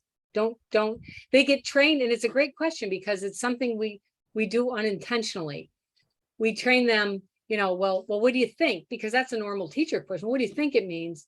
But often they'll just give us, it's a P word here, purple. Yeah, no, we're talking about something else. Yeah, so it's an error. It's just an error. Just they're trying to guess, and that's what I would write down.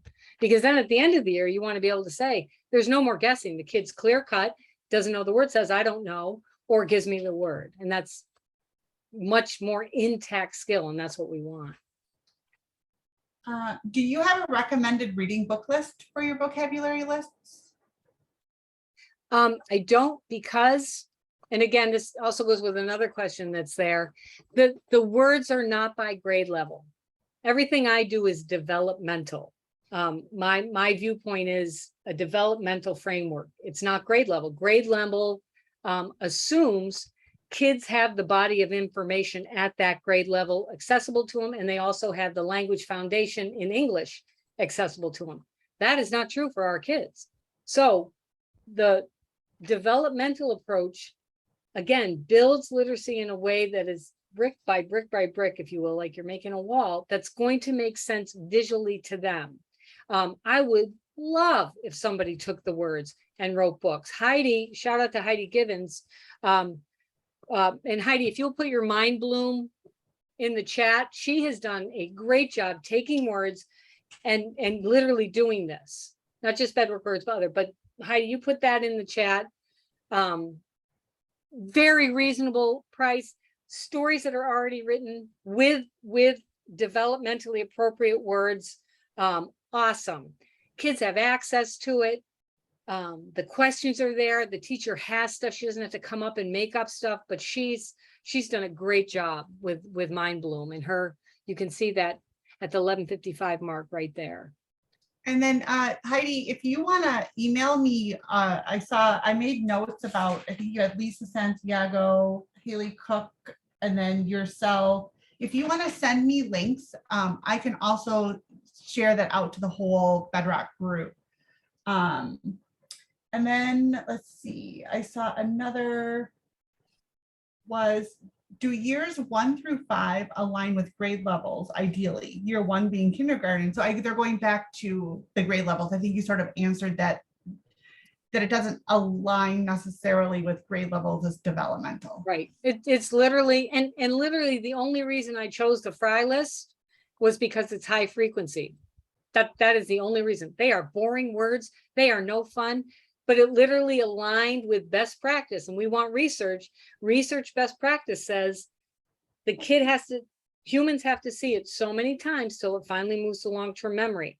Therefore, I'm going to look for words that are going to show up literally all the time. And the Fry guide did that for free for everybody. There's 3,000 of them actually.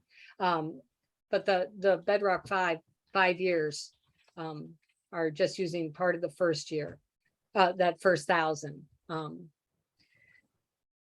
right, I think we're caught up with questions. If somebody had a question and it kind of got lost in that whole list and it wasn't addressed, please drop it back in the chat and then we'll be able to catch it. So I'm going to go off camera and thanks, Kristen.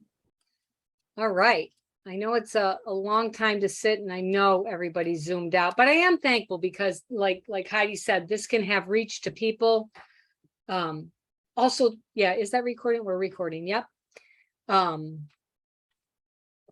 People can have a chance to look at it again, because it's hard to take in all this stuff, especially since most of us are hearing, we think hearing. It's hard for us to step out and try to look at things from a language deprived kid way of thinking. It's really hard.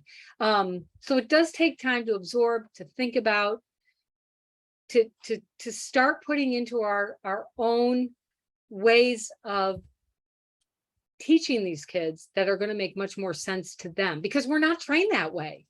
And this is very different from the way we're trained. So it does take time and it takes thought. And that's why I'm so thankful for the folks that did do work and put it on Teachers Pay Teachers. I wish I had more time to do that kind of stuff because I love it, but I literally don't. But I'm so thankful other people do. So I hope everybody's tracking with me so far. Again, we can't go into everything because of limited time. But I always feel so old when I say this. Oh, we didn't have computers when I started teaching, but we did it. So listen, for any of you that have been in there, God, we'd go to the yard sales and make these massive picture files so that we could pull out things to be like, a zebra, wait, this is a zebra, or try to draw it. And the kids would be like, what's that? Never mind. Is that a horse? Never mind. So that was hard. But now to have at your fingertips, you want a picture of a horse, Arabian, Clydesdale, what kind do you want? And just, you have it. So it's more knowing what you're going to teach. It's so exciting. I remember one time I wanted to do a unit on Martin Luther King. I had to go to the library. This is just the example of how we used to do it. You'd go to it, you'd get out the books you wanted, you'd Xerox the copies you want, you'd get the pictures you want, you put it on overhead, you'd write a story about it. And now it's like, let me show you what he looks like. Oh, look, and there's the interpreter telling you, he's right there. Listen to him. I would love to teach right now. I really would. I'm not saying it's easy. It is not easy, but man, oh man, what we got now is so awesome. All right, so awesome too. The Pinterest stuff, people that put stuff on Pinterest, I could kiss. The ideas for practicing things, centers, homework, big group work. A lot of it is going to be sound-based. So you really have to look and be like, is that going to fit with these guys or not for practicing? But gosh, tons of great stuff there. So now let's say you've had your students, let's say you're starting out with the little ones at 5 or 6, and it's been a couple of months and they've got 50 or 60 words they automatically can recognize. Now you can start moving into more formal reading. You can actually do this before. It's just not, we're not with preschool kids, with younger kids. It's just not, you're not going to think of this as a reading skill, but it is. We're going to talk about it. So let me share my screen.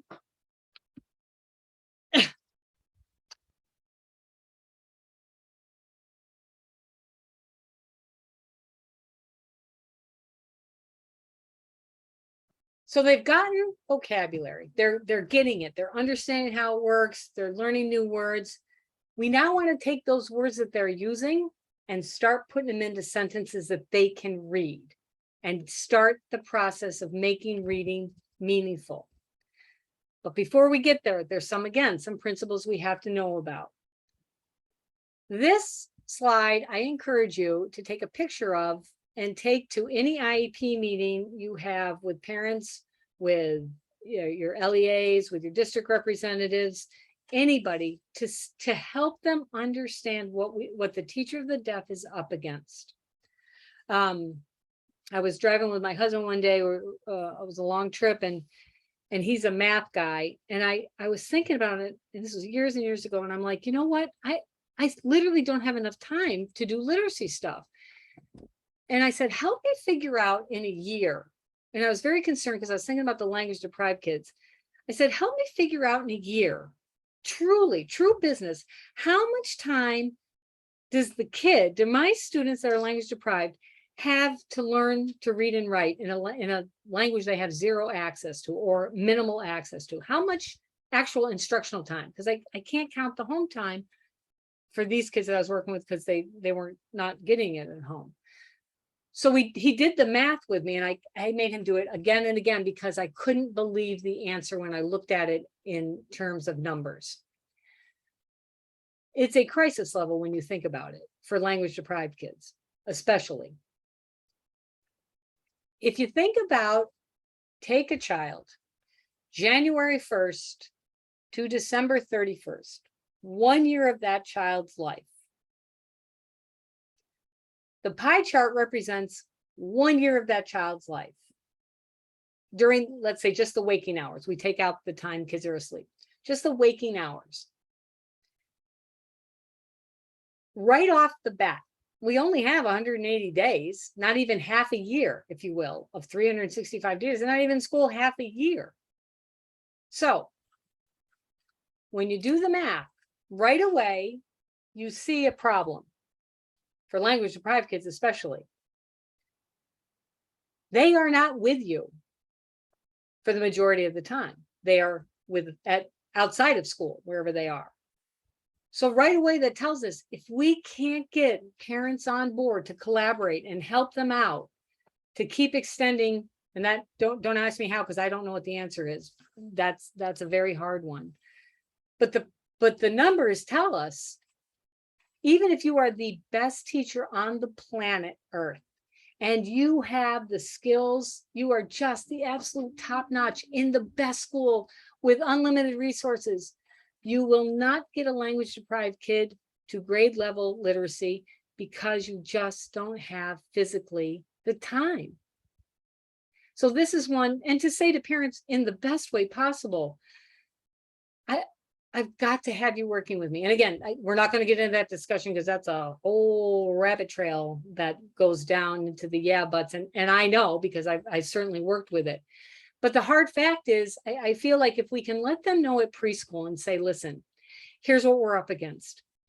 I can do stuff, and I certainly will get them as far as I can and doing what I can, but I can't do more without you doing X, Y, and Z at home, and helping them out with that. So this, I just feel like this is a really good one to help people, not just parents, but also administration, district people who are clueless about what it is to work with deaf kids. who don't have access at home because they don't understand that. And they also think, lots of people think, well, they can read lips. Yeah, that's an easy task, reading lips. Give it a shot. Watch a foreign, turn on a channel of the language you don't know and see how well you do. And then turn on one that maybe you do know and see how well you do.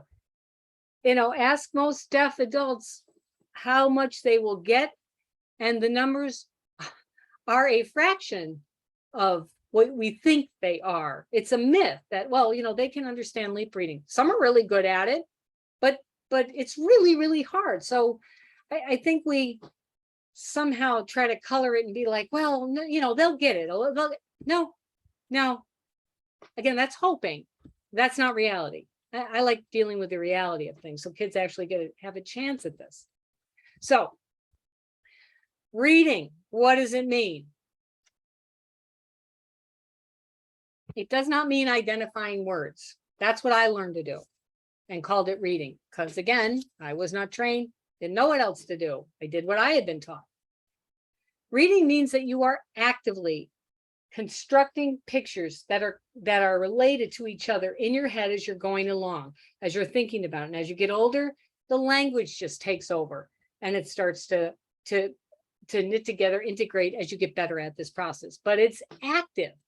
And we know it's active because every single one of us have sat in a class as a student ourselves. And I hope you're not doing it right now, but watch the teacher, the presenter, and been like, I can hear you saying stuff or see the interpreter, but I'm not paying attention. I'm thinking about something else and I'm passively pretending to watch. That's not active. That's passive. And that's what most deaf kids learn to do when they're reading, when we call it reading, to be passive, throwing out words and trying to get meaning.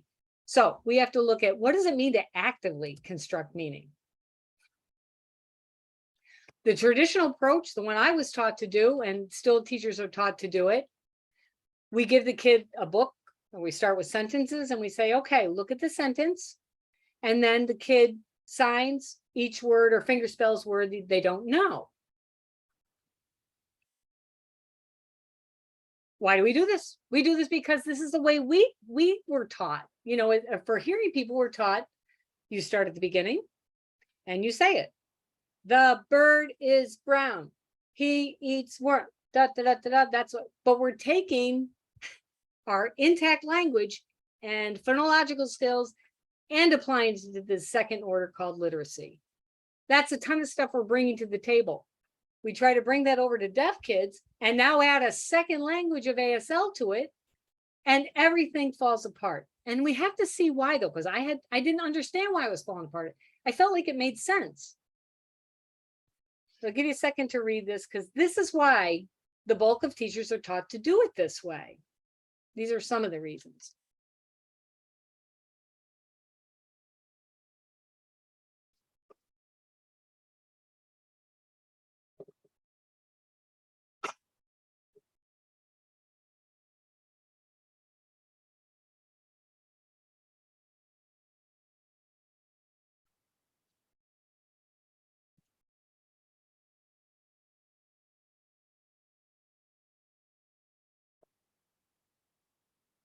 So wanting to check, do the kids know all the words? I have no problem with that, but not in the sentence line of a meaningful sentence.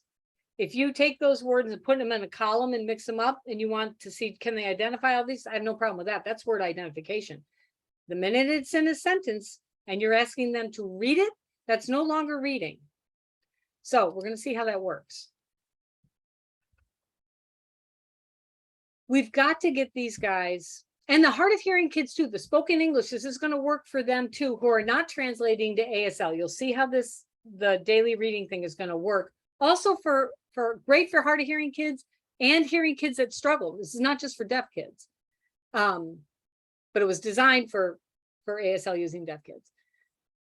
So we've got to get this group that we're talking about, we've got to get them to see that when you take a linear line of text in English, you can take that all that stuff and put it into this visual spatial field that ASL uses.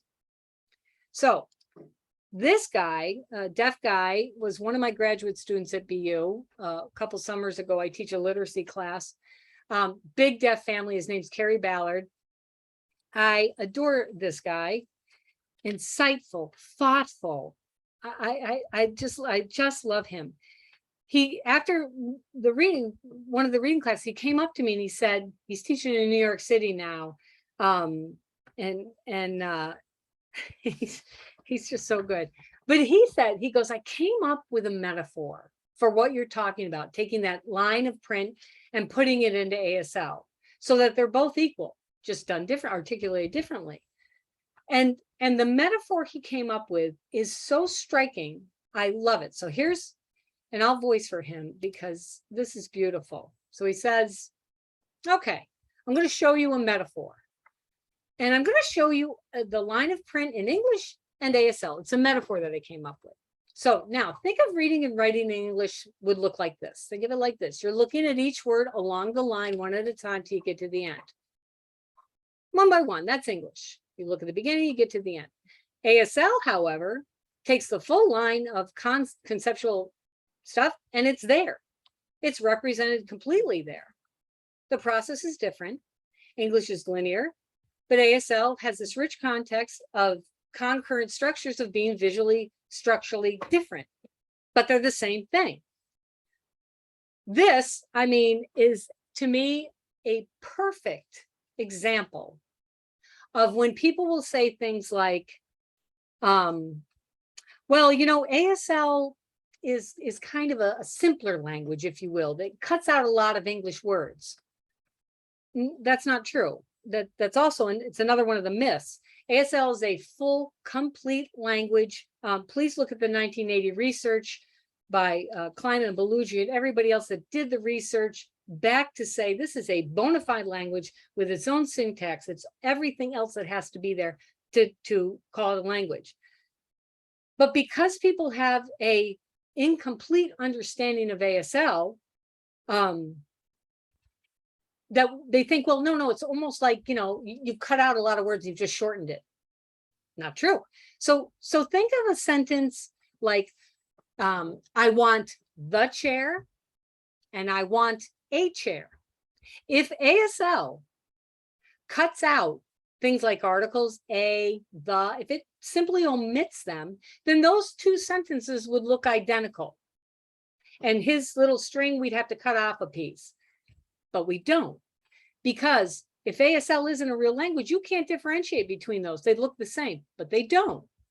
So, you know, if I said I want the chair, I would set up the chair and I would point. I'm indexing. I want that one, or I would look at it. My non-manual marker indicating the article. I want the chair, as opposed to I want a chair. Head goes back, looking around, eyes looking around, not making specific, here's what I want. Just two different ways of doing it. Deaf people can show you it much better, but that's the grammatical understanding. Everything's there. You just don't understand how it's represented, not manually on the face or with the body or with a movement, but it's all there. And that's why I love his metaphor. And this is what we have to get the kids to see. So to think about making effective instruction, we have to understand, we have to back up against what I have to do. I had to back up and go back to school. This was on my list of questions. Where's this reading breaking down? I'm missing something. So 3 basic principles that are going to inform us. What we need is, number 1, again, this is not like, oh, that's your opinion. This is how the brain works, because I was so sick of talking and getting into back and forth. Well, your opinion, that no. I don't want it to be my opinion. I want to be, what does the brain do and how does that work for that kid? Me out, them. So, number 1, linguistic rule for all languages on the earth is you cannot take a sentence in one language and try to change that sentence word by word by word into a sentence in another language, as if you're just transliterating them over and come up with the same sentence. it doesn't work that way. There's not a nice mapping of language to language. Languages have different rules. They are set up differently. It doesn't work that way. That's why we have interpreters, because interpreters have to wait, lag time. I've got it. Now I can say it. Or if it's a voicing, French to Spanish, whatever it is, it cannot be done at the sentence level. Word, translate it. Word, transliterate. Word, transliterate. Word, and try to do a sentence that way. Doesn't work that way. The second part is, for humans, reading has two levels. When we read, all of us, there's the surface level. Here we see the sentence, we see the words, and then it has a deep structure. The deep structure is where the brain moves the words around, attaches meaning, integrates the whole idea till it finally goes, oh, I know what that means. I got it. Has to be both. The third part is simply words. If you know words, does not mean you'll understand sentences. Now, language to language, you could do, if I was trying to learn Spanish, and I said, what's the word for cat? And the person said, gato. You can do that word by word, but the minute you try to do a sentence, all bets are off. It doesn't work that way because we need context. So let's just unpack those three things one at a time, because that's going to help us understand what effective instruction for reading will look like. So number one, you cannot take a sentence in any language and try to superimpose it word by word on that second language. It messes up. Doesn't work that way. Again, suppose I'm trying to learn Spanish. I've learned a bunch of vocabulary. Now the teacher wants me to read. So she says, read this sentence. S. Now I'm going to try to transliterate because I can't read it well. I don't have enough Spanish, but I know some words. So I'm going to try to transliterate each word into English to try to build it up, add it up to make sense of it. So S in English, what does that mean? Oh, is. It means is. Okay. That means, it's one. One is one. Is one. And I can picture, okay, we're talking about one something. Aguacero. Aguacero. I know agua means water, but I don't know that word. I think zero sounds like zero. So I've done the surface level. I've transliterated word by word to English. But now I'm stuck because my brain is trying to add up 1 water, 0 water. What the heck does that mean? I don't know what that means. But technically, I love when it freezes. And I don't know why it does. It's hardwired here. I think everybody's home on their internet. So if I'm trying to transliterate it, I don't know what that means because I cannot get to the deep structure this way. Here's what it actually means. Es un aguacero, forgive my terrible pronunciation of Spanish, means it's a deluge. It's a downpour. There's not 0 water. It's the opposite of 0 water. It's pouring out there. Cats and dogs, if you want an idiom. But there is no way I can get to that meaning if my brain is trying to transliterate each word and then trying to pack them back together to mean something, because that's not how reading works. And especially when you now add in 2 languages, it's going to completely make a problem for us as the kid moves to ASL.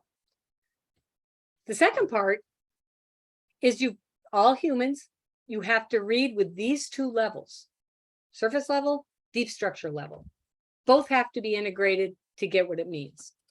So it's the tip of the iceberg when they can see the sentence and the words. The real work, the figuring out what does it mean, is done at the deep structure where the words are moved around in the head. You apply meaning. You might have to apply a multiple meaning. You might have, wait a minute, that doesn't make sense. Oh, I think it means this. All that work is done at the deep structure. But most deaf kids are only taught at that surface level to transliterate. That's not reading. That's identifying words, but it's not reading. We got to get them to learn how to get to that deep structure. And that's what our instruction is going to look like. So I'll give you a second to look at this slide.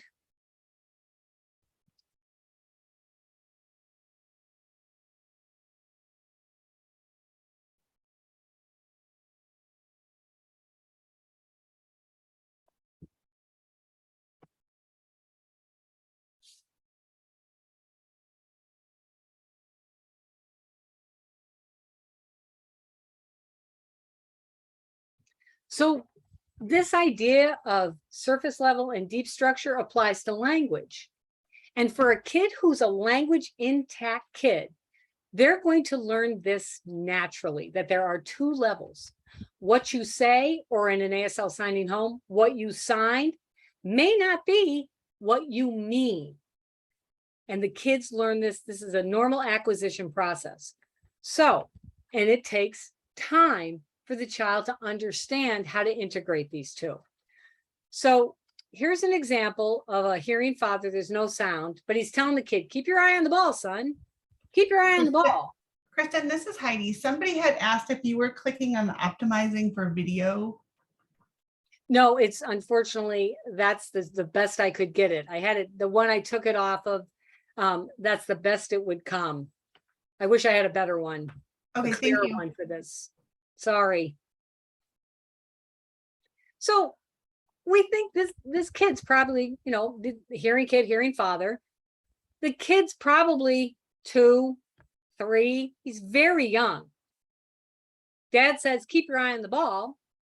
You see the kid hesitate after he hears his dad say that. Stops, thinks, and then literally puts his eye on the ball because that's what dad told him to do. That's where we get, if you've ever said, and it's true, we'll say, oh my God, deaf kids are so literal. It's because they don't get the next piece of what the dad would do. That language negotiation, where we all know if we had a next clip of this guy, he would be saying, oh, no. I mean, you know, don't look around. Just keep looking at that ball and then hit it. So don't, you know, that language negotiation. Deaf kids, especially language deprived kids, don't get that missing, incredibly important piece. So that they get to school, everything they read, everything they see, they assume is literal because no one has negotiated meaning with them. So it makes sense that they would think, well, that's what it says. So traditionally, we have taught kids to assign one word per sign. And that's what we talked about is called transliterating. And that's what doesn't work, because here's how it breaks down. So if you ask somebody, how would you sign that? Most people would say, like, to physically take, to take something, because we don't know what the context is yet. So we'd say, you know, to physically remove. Your, just a personal pronoun. Time. Now think like a deaf kid, a little deaf kid. How would they sign time? It would sound like that. Now think like that little deaf kid. They've signed each of the words, but the words aren't relating to each other at the deep structure because they're not getting to that deep structure. They're looking only at the surface. So if you ask them, what do you think that means? The kid's going to be like, for some reason, you would like me to steal watches now. So that's great. But it doesn't make any sense because it's like, take watches, take the clock. What? Why? Again, an example of kids going, sometimes it makes sense. Sometimes, I don't know. That's English. That's not how we learn to read. That's not how we understand what we read. That's just the surface level. The real instructional piece, once we get past the vocabulary, is the meaning making down here at the deep structure. That's where they're going to comprehend what they read. We need them to get to learn how to translate. We need them to learn that sentence, take your time, in English means take your time. Don't hurry, relax, don't steal anything, slow down. That's what we want. So another example, ask most people, What do you sign for that? I have no context, so a kid is going to say the physical, like to leave or leave, one of those, physically to remove yourself. Room, most people would sign a physical room. 4, function word, dessert. Now think like a deaf kid. They've signed each of the words. They've identified, they haven't read them. They've identified each of the words and changed them into an ASL sign. But if you're transliterating, you're a deaf kid, look at only the signs, forget the English. Leave room for dessert. I think that means for some reason the teacher has set up desserts in another room, and if you would like them, don't stay here. But that's not what it means. That's not what it means. It means the room is obviously a physical space in your stomach. Most deaf kids would be like, that's ridiculous. Our stomachs don't have rooms, because they literally think at the surface level. They haven't heard room being used in that context. They haven't had the negotiation to be like, no, I mean, like, don't eat. Deaf parents do this naturally with their deaf children or hearing that are signing kids too. And they do this language negotiation in both languages all the time. But those language deprived kids are missing out this huge piece of that deep structure, so that when they get to the reading process, they think everything is literally what it says, because no one has negotiated meaning for them. And that's what we have to do when we do the reading instruction. We have to teach them to translate. The third principle, even if kids can read, identify all the words in a list, does not mean they can read the sentence. So, for example, let's say you're teaching the word fall and you're not doing the multiple meanings. You teach them the general first word for fall. That's fine. Here's what we think. The problem is when they then get to, we expect them to read more. If we've only given them this concept, one sign, one word, they're going to apply it to everything they read when they see that word. So if they have a sentence like the boy will fall asleep, they're going to try to make sense out of it. Like, the boy fell asleep, the boy will fall asleep. He's sleeping, he's falling. What the heck does that mean? I don't know. Maybe he fell, he hit his head, and he but that's what they try to do, because it doesn't make sense. Falling and sleeping don't go together. Other examples of the multiple meaning word fall, and we will talk about multiple meanings at the end of this portion of this.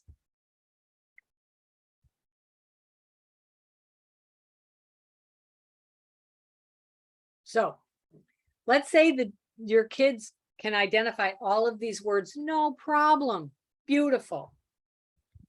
The logic would seem to say, if they can recognize the words, I can use any of those words and write a sentence, and the kids should be able to read them. But that's not true. So using only the words on these two lists, I made sentences. Now, imagine you're a young kid, you can sign each of these words, and you sign, dinner is on me. And you ask the kid, what do you think it means? And the kid will, 9 times out of 10, the literal that are taught that, that way will say, for some reason, the diner took the food and splashed it on himself. Again, not understanding you folks with the English, but that's what it says. Even though they're easy words, doesn't matter. Take your time, we did. This one I find fascinating. Leave your boots by the door. So let's look. Here's an example of my colleague Todd Zubek and I had a 3-year contract down with Jamaica with the schools for the deaf down there. Fantastic people. Oh my God, I love these guys. I love these kids. I was doing a presentation for the teachers, and they have been, they were trained, all their teachers were trained, very signed English too. Here's how you do reading. And they were very frustrated and wanted a different way. Wanted a different way that was going to work, because they were like, these guys can identify words, but they're not really reading. So taking that, I just want to move that so you can see what the girl signs. So here's our sentence, leave your boots by the door. She's going to sign literally each of those English words because that's how she has been taught to read.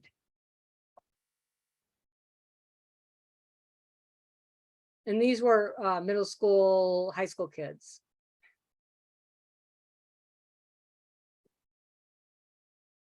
So leave, physically, boots, mat, outdoor. Leave, boots, the door. So if you look at this and think about it, and if you asked her, draw me a picture of where the boots would be, she would draw, like every other deaf kid that signs it that way and has been trained to think word by word, the boots will not be near the door. They will be far away because they have literally signed to leave. They think they're taking them away somewhere. So when you think about it, the word leave in this sentence means the exact opposite of what the kid will sign. We want it to stay, leave them there. So the sign to leave, but they're going to get so stuck if they're trying to read word by word and trying to piece it all together that they're going to get sometimes the opposite of what something means because they don't have the context and they're not thinking at the deep structure. Same thing with are these seats taken? You know, if you signed to a deaf kid, you know, and you were like at an auditorium somewhere and you're pointing to these empty seats and you signed, are these seats taken? I would want a deaf kid to be like, are you blind? No, they're still here because they don't know that it means, you know, are they available? You know, could we sit here? They don't know what the deep structure to that is. So just because they know the words doesn't mean it's going to be an appropriate sentence to work on for reading. So we have to be mindful of this. So just to let you see her do it again. And now she's in middle school.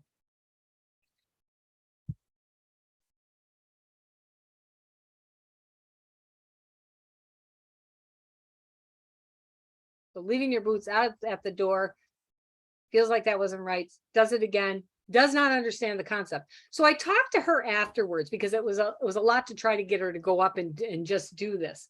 And she said, you know, I hate reading. I hate it. I said, well, tell me why. She said, I know words, but I don't know what the words together mean, but I know words and I don't like feeling like I don't know. And I said, I get it. I said, that's why we're doing all this work with the teachers too, to show them a different way of doing this so that you take the words that you know and then you think about it and then you are going to give the translation. So I love these guys.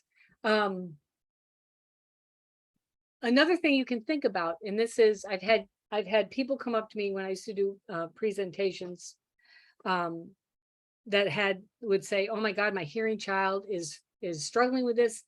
And I think this is why.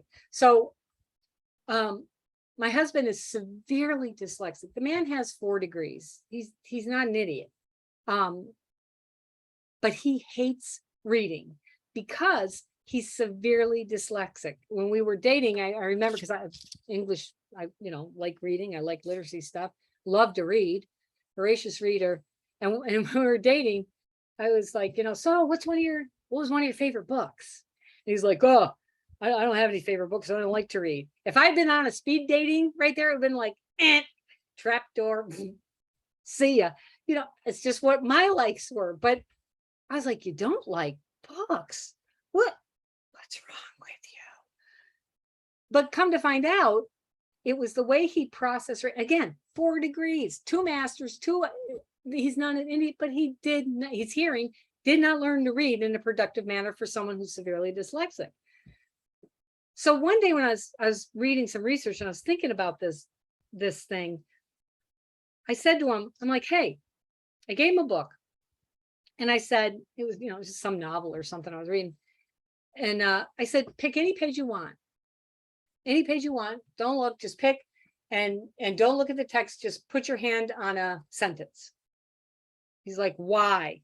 Like, just do it. So he did, because again, he's scarred as a hearing adult man. He's scarred with reading. It happens to hearing kids, hearing people too. Not as much as deaf, but definitely it happens to hearing people too. So I said, just read the sentence out loud to me. I hate to read. You know, I don't like to read. I said, I get it. I'm thinking of something. I just want you to do it. So he reads it, and he's kind of not stuttering through it, but he's taking his time, and it's laborious for him to get through it, and it's like, I don't know, maybe 22 words in a sentence. So I'm like, okay, good. He goes, and he starts feeling that angst of, I don't, I'm like, I get it. All right. I said, now take the book again, turn to another page. Don't look at the text, point to a line of text. This time, do not read it out loud. I want you to read the whole text, the whole sentence to yourself, the full sentence to yourself. He did. I said, okay. He said, yeah. I said, now read it out loud to me now. So he looked at it again, and he did it as fluent as any fluent reader, with prosody and the way you should read it out loud. So much so that he scared himself, like it was magic, like it was hocus pocus, something I had put I'm like, really? Seriously? Yeah, no, it's not. That's the deal. The deal is that we have become so good at reading as adults, we don't realize that when we're reading, our eyes are doing full scans often so fast, it's almost imperceptible, or even by groups of words. But we are not looking at individual words, because that is not productive, because we can't assign meaning to words until we've seen the context. So here's an example. You can't tell me what the word means until you have seen the full context of the sentence. So let's say you're trying to figure out what this sentence is. The function word, no help. Woman. Okay, I can picture that, a woman. Shot. Not a great sentence, but I can picture it. Woman's got a gun. Me. Not a great sentence, but it makes sense. Got two people, woman's pointing a gun at me. I understand what I'm reading, word by word here. A function, dirty. Now my brain goes, huh? Wait a minute.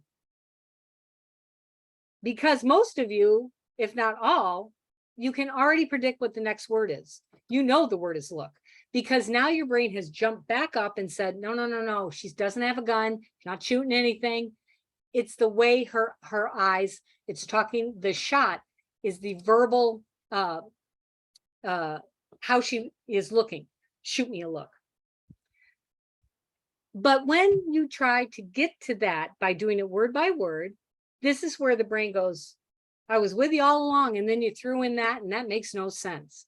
So we've got to see the full context, or read in groups, so that we can say, oh, okay, we do this naturally without even realize we do this, as good readers do. People who are not strong readers are attending way too much to individual words and trying to add them up, especially for a dyslexic, because they twist things around. They've learned to try to really highly focus on words, and that's what got him stuck, which is also why I don't like read alouds with hearing kids. You can, to check for articulation and stuff, I think is fine, but for everybody, read it first. Everybody, no talking, no signing, nothing. Read it all first, then you can talk. That's fine. But read, so at least your brain goes, give me the full structure first. Now I can tell you what I think it means. But trying to do it word by word is really bad, and it's not going to work. So that informs us as far as how do we teach effective reading instruction for the beginning, these beginning readers. We have to teach them to read productively, to use a cognitive process that's going to help them for a lifetime make sense of whatever they read.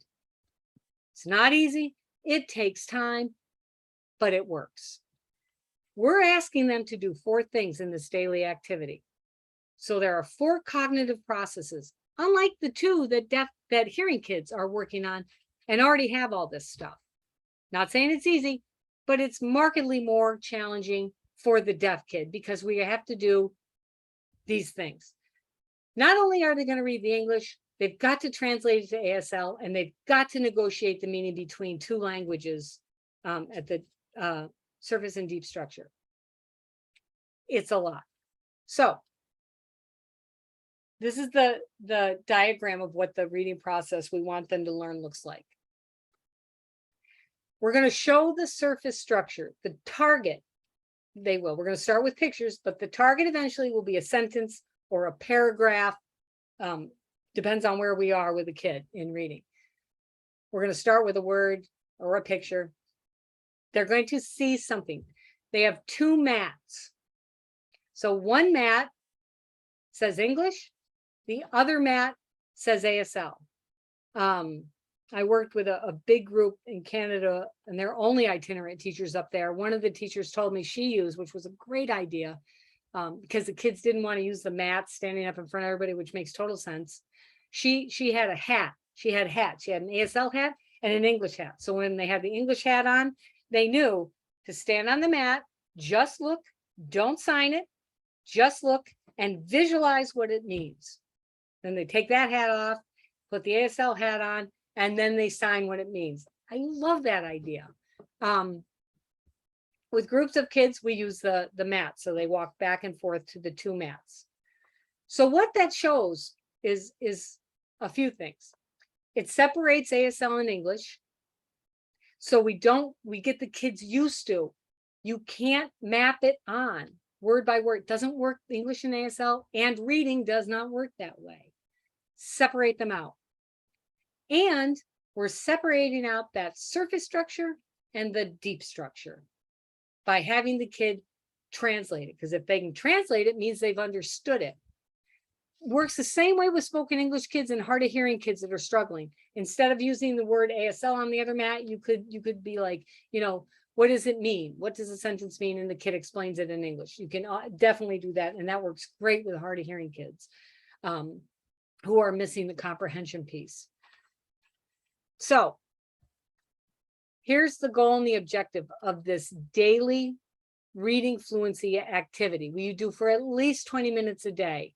And people say, well, what reading curriculum you use? I don't. The reading curriculums are based on hearing children, designed with phonetic instruction in mind for hearing children. They do not work when we try to take them and put them with kids and add signs to it. The design is different. This is not a curriculum. This is a scaffolding way to learn how to read. Then, as you're working with other books, Step into Reading, other books. And again, all these are based on hearing kids, so it bumps up fast. It's tricky, which is why something like Heidi's Mind Bloom is better for this kind of practice, because she's controlling the vocabulary. So it's better for the kids as they're learning how to become good readers. So the goal is of this activity, what you would put on the IEP or whatever you're putting for your quarterly reports, whatever. We want the children to learn that there are two languages when we read, and there are two levels, the surface and deep. That's the overarching goal of this activity. The objective is, I'm going to give you an English sentence. You're going to stand on the mat, English mat. You're going to read the whole sentence with your eyes, no sign, no talk, nothing. Then you're going to think about it. Then you walk to the ASL mat and you produce the translation. That's the performance-based objective of what they have to do. Now, to do this, all words have to be instantly recognizable. So that's why we talked about starting with vocabulary. And you have, say, 50 or 60 words, plus kids are going to know like names and stuff of other things. So it gets a little bit bigger. But these are the words. This is the pot that you're going to pick words from. This is not a time to be doing new vocabulary. You can do that at another time. This is training them to learn how to read, to become fluent with moving back and forth between the two languages and becoming comfortable with thinking about it. But it's hard. It takes time. And there's also a hierarchy of development to it.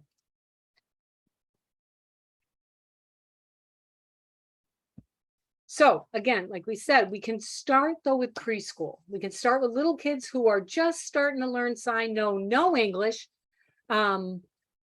because you're not going to obviously start with sentences. But it's great because it's going to instantiate in their brain an approach, a method, a way of thinking that's going to directly apply to reading as they go for that. So we start off no words. There's just little guys who maybe not know letters yet or anything, and are still just learning sign language. This is also a great thing to work on for memory, because deaf kids are not asked to do enough memory work. So this is really good. So we have them, we give them a big wheel. And the whole idea of the big wheel, first of all, when you're 3, it's like, yes, please. I don't care what you ask me to do. I'm all in, and their eyes are right on you. And they are so excited to do this. I did this again in this school in New York City with their little kids. And these kids, their home languages are, you name the language, the kids were representative of it. So none of them had ASL, just starting to learn it. So I pull out these 2 rugs, no words or anything. And I said, okay, who wants, and very simple, who wants? Every little hand, of course, goes up, and some start to get up. I'm like, no, sit down. I said, all right. So I took the first volunteer. I said, sit down, hold on tight. Don't let go, hold on tight. They're 3, so of course they're going to, but it's a learning curve. So then you show them something familiar, a target picture that's familiar. So I would make sure first, before I actually show during this actual activity, do they know what these things are in pictures? So I'll say to the kid, okay, now they're all watching because they all want to ride the big wheel. And also they like ice cream. So the minute that picture pops up, the kids are going to take their hands off the handle and sign it. Ice cream, I love, my favorite, I want. And you're like, nope. Take that picture off again, make them go sit down, and then they cry. Not really, not bad. I'm not mean. I just want, you have to follow. This is also following directions. So I was like, nope. I said, who else? Come on, who wants to try? So another kid, me, they come up. I said, now look, I'm going to show you a picture. Don't take your hands off the thing.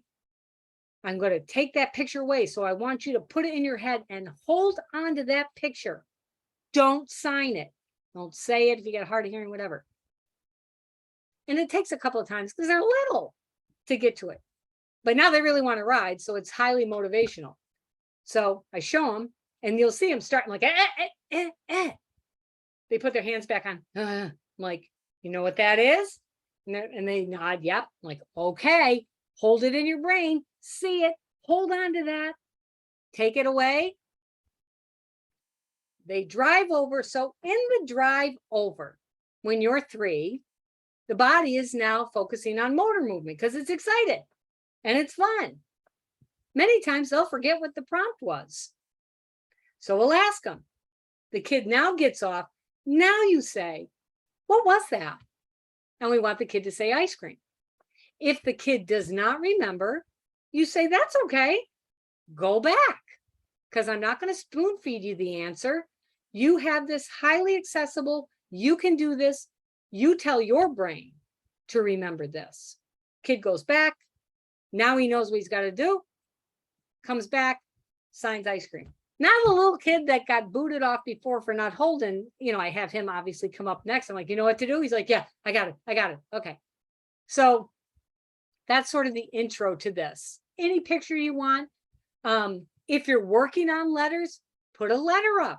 Tell me what that letter was. Anything you want for the prompt, as long as the kid knows it and can hold it in memory and knows the sign for it. That's what you're going to use. So the kids love to do that. Now I get rid of the big wheel after the intro lesson because they want to drive around, and that takes a long time. Once they get better at it, you can start showing little movies as they get more language.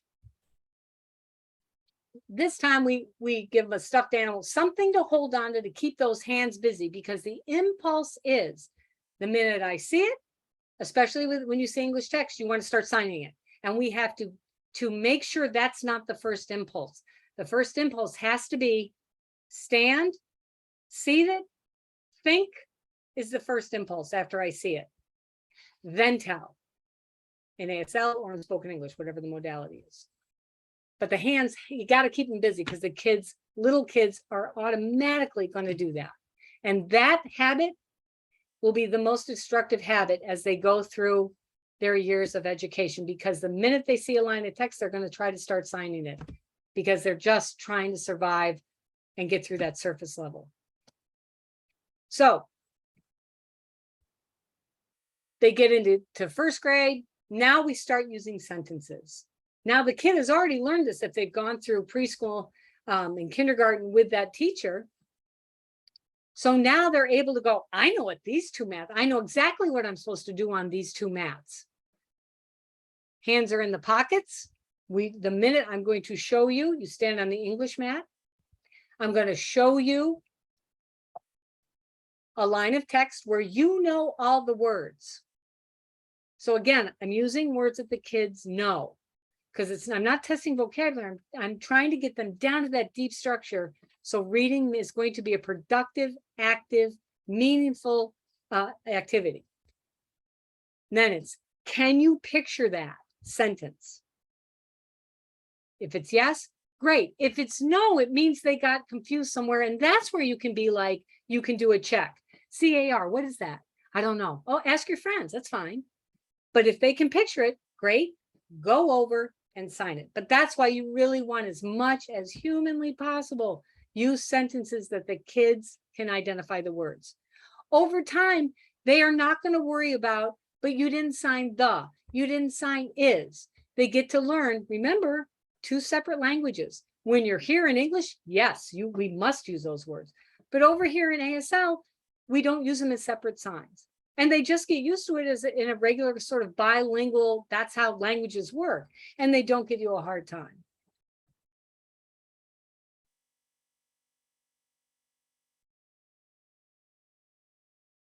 And again, your kids are probably not going to come with intact ASL skills. So there is going to have to be modeling of how to sign stuff too, of course, because they're not going to know exactly how to do it. So this is an example of, at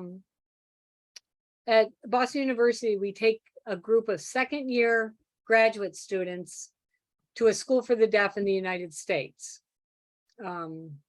We've been all over the place. And the students take over the elementary department for 1 week. My colleague Todd and I give them the objectives. We work with them. It's a class they have to take. They come up with all the lessons and stuff, but they're doing it. So it's a great intensive pre-student teaching week for them. So she's doing this with these little guys. You can see the mat on the floor. She has them hold the pillow. Okay, remember, she immediately starts signing I. She goes, no, remember, hold the pillow. Okay, do you know all these words? Nope, remember, don't sign them. They like can't help themselves. All right, hold the pillow. All right, what does it say? Now put the pillow down. Say a cat. And that's all we want. As they become more fluent, you can give them paragraphs. 2 sentences, 3 sentences, a paragraph where they're getting the gist, not memorizing, because we don't want them to literally memorize, and that's what deaf kids try to do. So this was 4th or 5th grade, I can't remember. And again, this is the goal, but this is the deaf of a deaf kid, a normal, language intact, from birth, can look at this quickly and put it into ASL.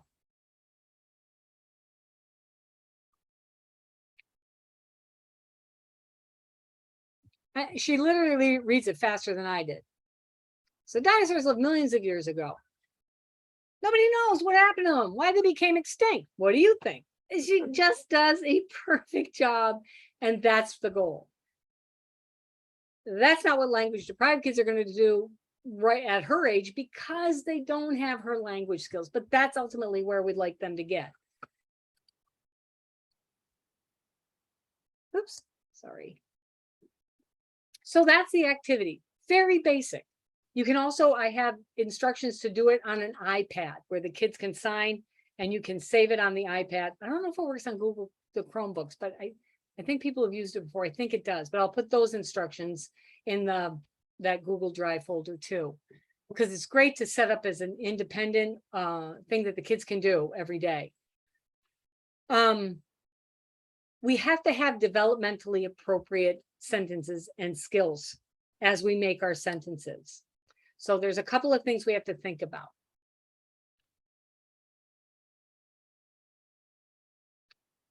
All words have to be instantly recognizable as much as you can. Of course, there are going to be some times where kids are like, I don't know that word.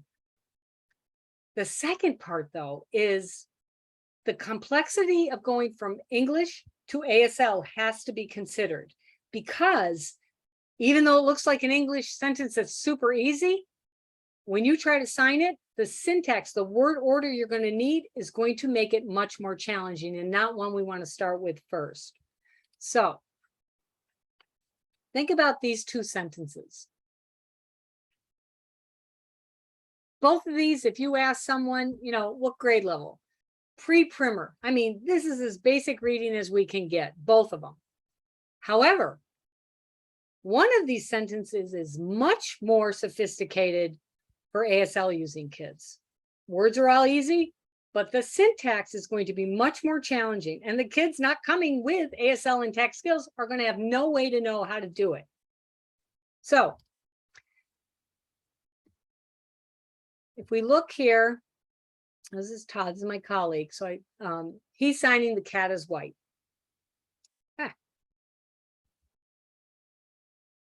So this is a very basic first level one, because the structure when you translate it to ASL stays similar. So it's easy. So the cat, he's naming it, it's a noun, and now he's going to describe it. It's white. The cat is white. Noun, adjective. That's an easy one to do. These are first entry level. I also have 26 objectives of where to start, what kinds of sentences and examples that I'll also add to that Google Drive so you can see them. Now let's look at the cat ran up the tree. So I'll let him sign it once.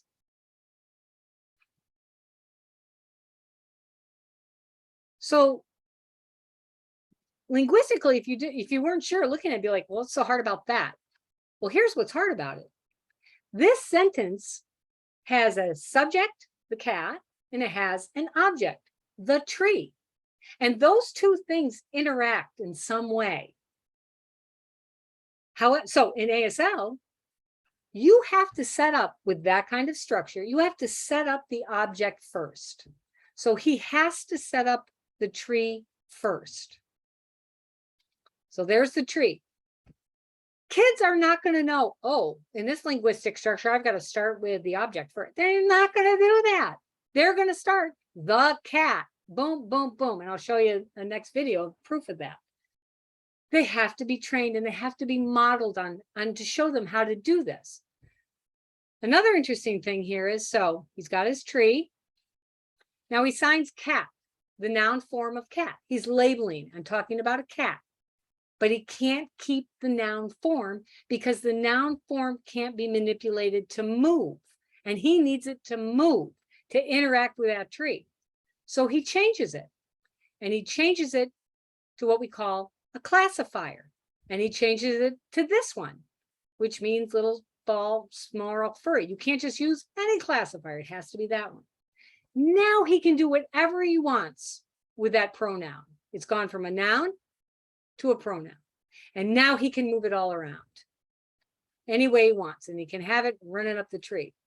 But that is much more sophisticated to learn how to do that than the cat is white. So that's why I make sure we won't have time in this training to do the hierarchy of, but I will put it in there for you. You can look at them. It lays it all out. You can see the steps and go through them. Give you a second to read this slide.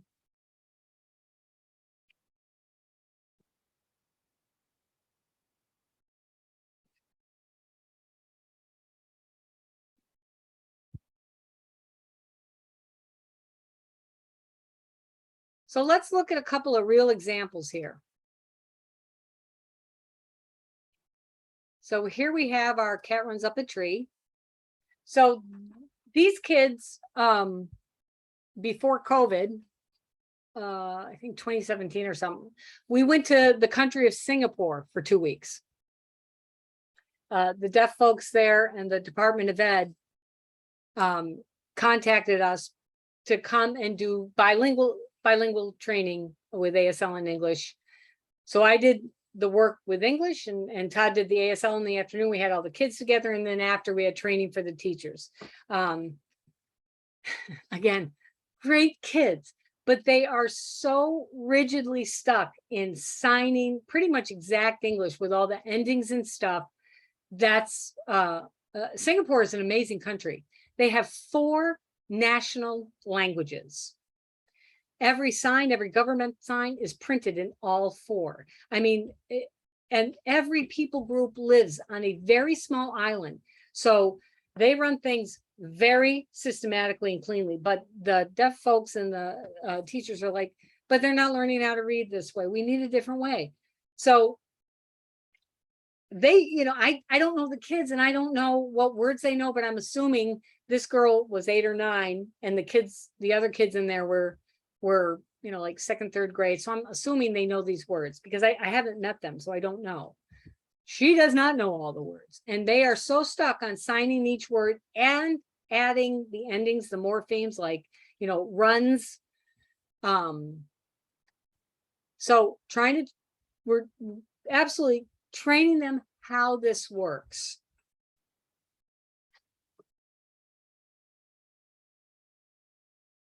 So told them, look at the sentence, don't sign it. She did a great job with that.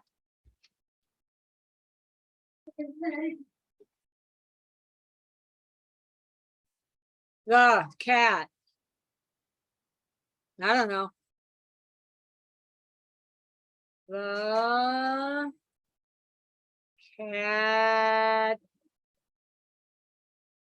I don't know.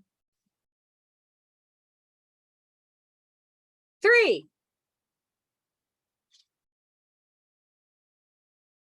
So the deaf teacher comes up to now mediate, because that's appropriate, because she doesn't know all the words, and now he's going to mediate it. That's what we want. So now he's going to check the words where she's falling apart because he realizes she doesn't know them all. What's this word say? Ask your friends. Run, run, run, they all say. Up, signs with the U pointing up. And runs up what? The tree, the tree. So they're giving her the words because she didn't know, she couldn't recognize the words. Okay, so tree. Ah. Sorry, I don't know why that's freezing like that. We'll take that back. So he's checking the words. All right, so here's the tree, here's the cat. Nope, don't tell me you put it together now. You have all the words. Cat, run,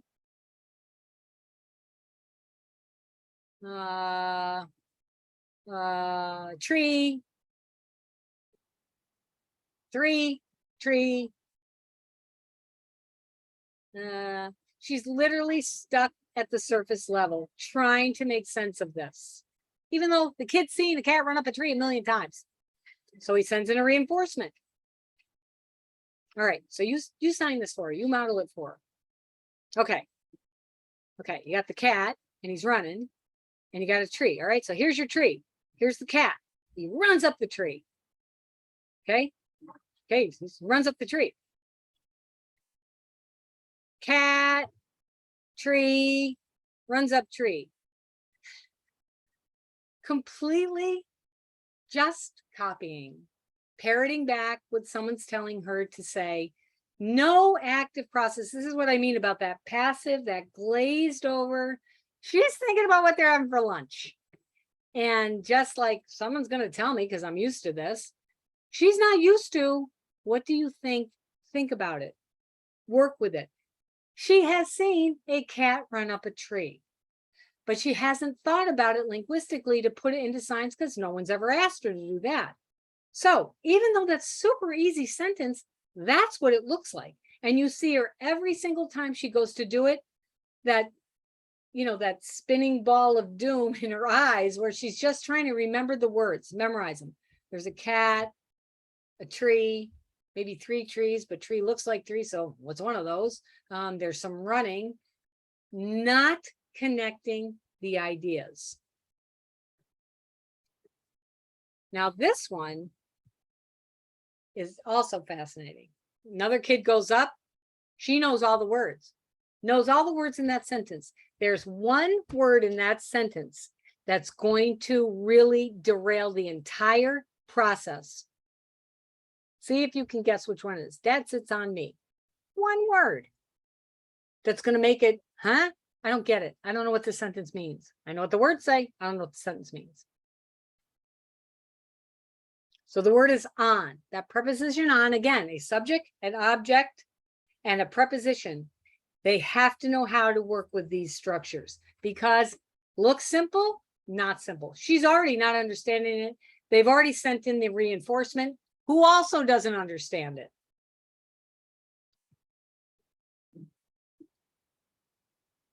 She's trying to figure out, Dad, on. Wait.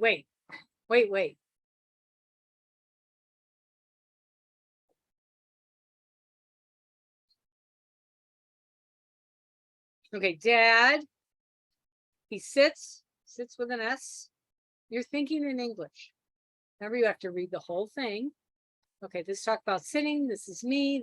Well, now, what does this mean? So this is the language negotiation that you'd have to do. All right, so now think. You got Dad sits me. Dad sits me. What? On? Yeah, on. What does that look like? That on concept. Dad. All right, here's Dad, right? Here's you. Now what happens? He walks over. What does he do? He sits next to me, on me, next to me, on me, next to me. Which one? On. Show me what that looks like. Here's Dad. He sits on me. Show me what Dad does. Dad walks over. He sits on me. That's what it means. That's it. Show me again. Dad walks over and he sits on me. Their classifier for a person is the Y handshake instead of the 1. So that's what you're seeing that Y for. So here's Dad.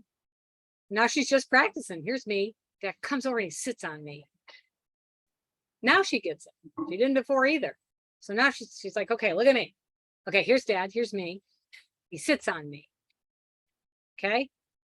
Yeah, that's it. That's it, something. That's it.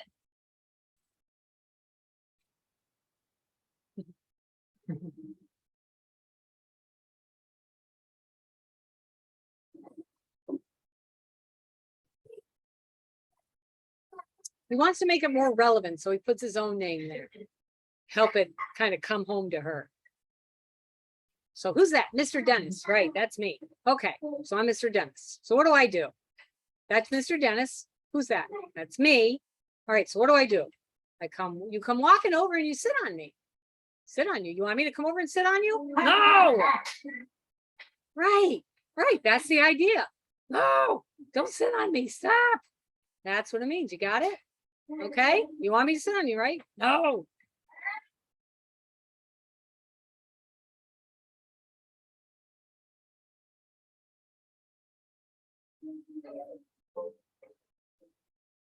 Okay. Here's Dad. Here's me. Dad comes over. He sits on me next to me. Here's Dad. Here's Dad. Trying to put it together. He comes over. He sits on me. He sits on me. She's still not seeing it though, right? Dad comes over. He sits on you. That's it. Dad sits on me. Okay. There's Dad. He's walking over and he sits on me. But that's what it takes. It takes that language negotiation to get them down to that, the deeper meaning, that idea, that putting that into meaningful context, that language negotiation that he did. It took him a long time, but now she's starting to own the process. She's starting to see, make her brain think, see it, so that the next time, we did other sentences like, the dog sits on me or whatever. So it became easier as they went on and they got to practice it. But that movement she makes when she does that, that's what we want to see deaf kids doing. We want them to be doing that, not us, not the teachers, because we walk home in puddles at the end of the day, dragging work. We want them to be doing that little puddle, pushing them out the door, wiping them off with towels. See you tomorrow. That's what they've got to be doing, because they've got to think, but they get so trained in how to copy and how to regurgitate without thinking, because we get so pressed for time. And this is truly our enemy, number one enemy. We get so consumed with, oh God, we got to keep moving. You can, but you're going to leave them behind. And that's why taking the true language time to do this building with them is going to buy you so much more as they grow up and as they go on, because they're going to be thinking actively. They're not going to be passively spitting out words, wait until somebody models it and they just copy it and sit down. They've got to have this kind. So again, the Jamaican kids, I put this one in because, they're little, they're cute, and it's like, oh, it's not cute anymore. Yeah. When they're 14 or 15 and Yeah. they don't know how to do this. So that's what this looks like. The wind, the leaves are going up. I don't know what this means. And that's what it looks like by the time they hit middle school. I think we have somebody with their sound on too. Sorry.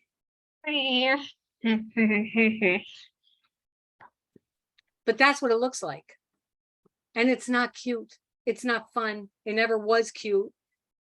He was so frustrated. And the other girl, the other younger girl, and I talked with all of them afterwards. And, we talked about, that's why we're there. We're changing the process, teaching the teachers how to do this different process. But he said, again, I hate reading. I hate writing. I hate feeling stupid, and I'm not stupid. I said, I know you're not. It's not you. It's the way people are taught to, how they're taught to train. Most of the times they're not taught by deaf people. Most of the times they don't meet many deaf adults. This is why we're trying to change this. You have deaf teachers, you have people that are deaf, DCFs, they're called there, deaf communication facilitators. So they've got an awesome system going there now in Jamaica for their schools for the deaf there. But that's why many people in middle school and high school who are working with deaf kids are trying to deal with just the scar of kids feeling, people had mentioned it in the beginning, feeling, that loss of self-esteem, feeling like they could do it, but that stuff just doesn't make sense. And just that breakdown of like, I just don't want to do it. Just tell me. So nipping this in the bud from the beginning is absolutely essential. This isn't they can do that in middle school. They've got to do it when they're little, because that's where you build in the skill. They can do it as you get older, but they're going to have more resistance. It's going to be more difficult. They don't want to show people what they don't know. And I don't blame them. I wouldn't want it either. So that it really is incumbent on the elementary teachers to get this going strong for them. So another one, 3 words, the fire grows. And if you can, I'll turn the sound down on it because you don't need the sound. If you can, so we're doing this in front of about 50 teachers of the deaf in Jamaica. And the kids don't know how to do this. I asked for a group of kids that were struggling readers, and they gave me this middle school group. So I'm just showing them how to do this. Try to watch, because all the teachers are going to throw things and tell him how to sign this because he doesn't know. try to watch the cameraman. He's over in the corner. He's a deaf adult, has gone through the system. He told me, he starts answering all the things, and I'm laughing because he came up to me after. He's like, I went through school. I did the exact same things these guys were doing. I never understood what I was reading. He goes, now I understand the process. Why didn't they teach that way before? I'm like, well, we do in America too. It's the same thing. We're trained to think like hearing kids, and the linguistic stuff isn't enough in the grad school because there's not enough time. But blah, blah, blah, blah. I said, but now they are, and that's the idea. So try to watch the cameraman.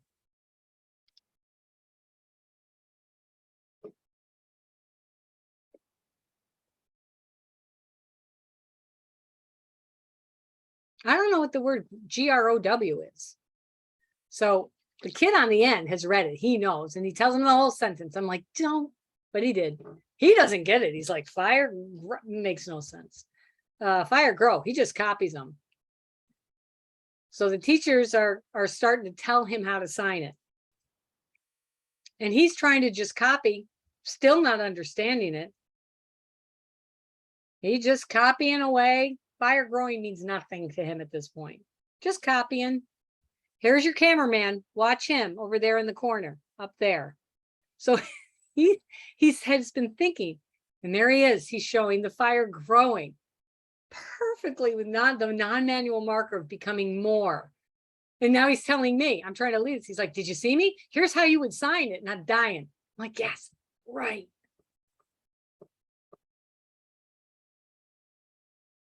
And so this woman telling him, showing him, she is one of the deaf DCFs in the classrooms, modeling for him the right way. So again, he's trying to do it, but he's still not got it. But that's the idea. That 3 words, you can still be lost, because that's a tough sentence, because the subject, fire, and the verb grow. How does a fire grow? Kids think grow like a plant. So it makes no sense that the concept is something has intensified. So the fire has intensified. And if we have time, I'm going to show you some of the lessons we used with them after that to do the training. But I absolutely adored the cameraman there, because that was the cycle we were trying to break to get the new generation to do it the right way. So this reading fluency, we don't have time to go through in here of what sentences do you use first, like the cat is white, then what? I put that into a reading hierarchy, and I'm going to put that in your the drive folder for you. What the steps look like, what each objective looks like. There's 20, 24, 26, just beginning ones. But to take a kid through that, or whoever you're working with, the activities are there, and a PowerPoint to show you how to do other examples, other different ways of doing it besides just a translation. That'll be in there. So the last part of this reading part is, we talked about multiple meanings. So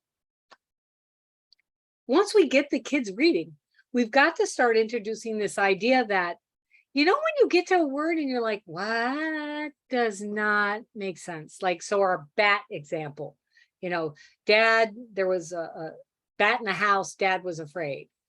Why is Dad afraid of a baseball bat? Because that makes no sense. They've got to have the first check in their gut when they're reading to be like, wait a minute, that can't be afraid of a wooden bat. So it's got to be another meaning. That's the first clue we want them to have, to go like, wait a minute, that doesn't make sense. Must be one of those English multiple meaning words.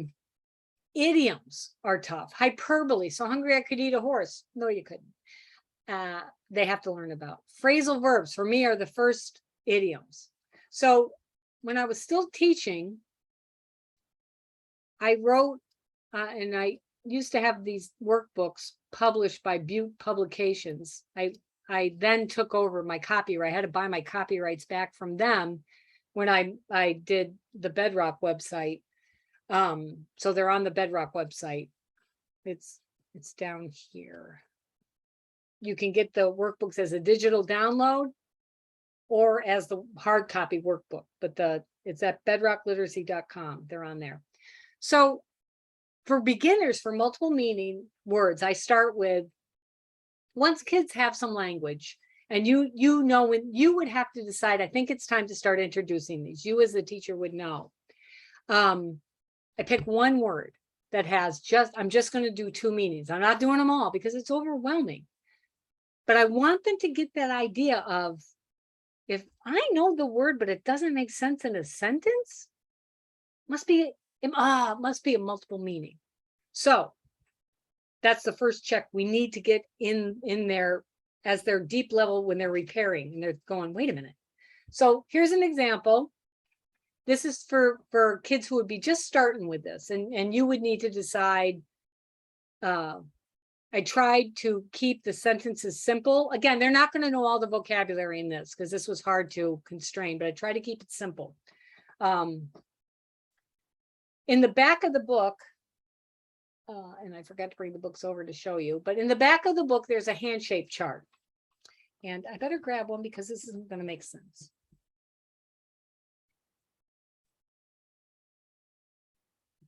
So in the back of the book, there's this hand-shaped chart. I paid a deaf friend of mine that was an artist to do the hand shapes. And it's not going to be clear because I have my blur on. But I'll show you, I will turn off the thing when we go to some questions. But it's all the hand shapes. So you make a copy, make several copies of that, and you're going to give it to the kids. So you start with the first one, FLY.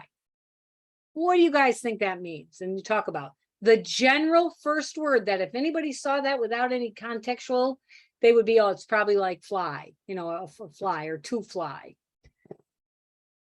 So we have our sentence. Obviously, it's blank. They have to read it, and they're going to need help with the vocabulary too. There's just no way around that. Shannon has a suitcase. She will fly in a plane. So I ask them, how do you sign that? Good. She's going to fly. She's going to get on that plane. She's going to fly. Good.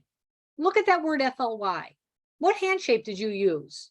And they would say this one, like to fly. They go to their hand shapes. They cut out the hand shape that they would say they would use for that word, and they paste it in the book. Good. In that sentence, that meaning, it's that one, that fly in a plane. The second example, the second meaning, again, kids read it and we're like, now this is the same word, but it's a different meaning. Let's see if you can figure it out. And kids will sign. And again, you're going to have to model some of them because they're not going to know all the words. Yuck. Got my soup here. There's a fly, and kids will try to use the handshake. And I'm like, now look at that. There's a plane in your soup, and they laugh because it's ridiculous. Right? No. This is where we're drawing out the language. What could be in your soup? Because I'm not expecting they would know it. Tell me the things that could be in your soup that you would look and go, gross. And kids will come up with a bunch of things, and eventually you get to bug. And show a picture of a fly, whatever. But this kid picked the sign bug. I said, what, and they can pick whatever they want as long as it's close to that meaning for that sentence. So they could do bug, they could do like the 9 hand shapes for like fly, as long as it's something that's related to that. So she picked bug. I'm like, yes, that's disgusting. So the word fly, they see 2 different hand shapes, 2 different meanings. So we're beginning the process of sometimes you're going to read and it's not going to make sense. Your brain has to go, oh, wait a minute. It must be one of those multiple meanings, and I have to learn what they are. So these exercises get the beginners going. And then I love the pictures.